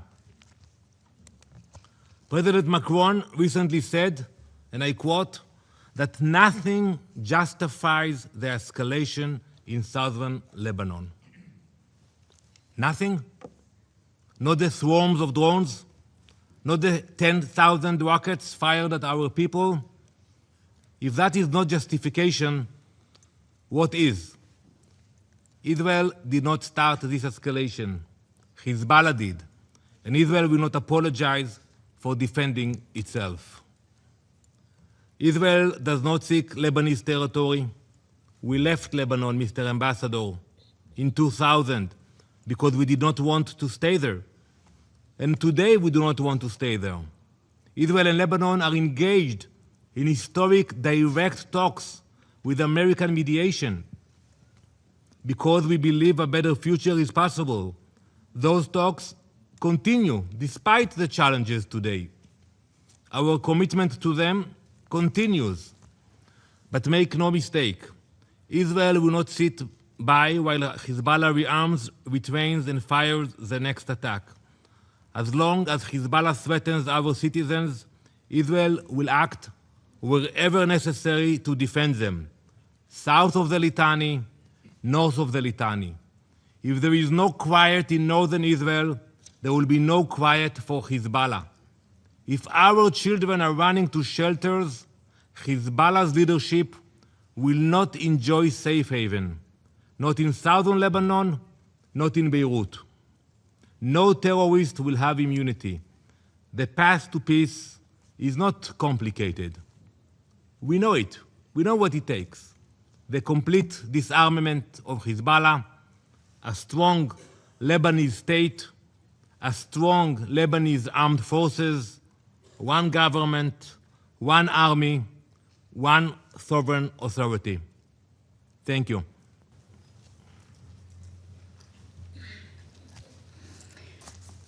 Muchísimas gracias por la intervención de Israel. No hay más oradores inscritos en la lista. Se levanta la sesión.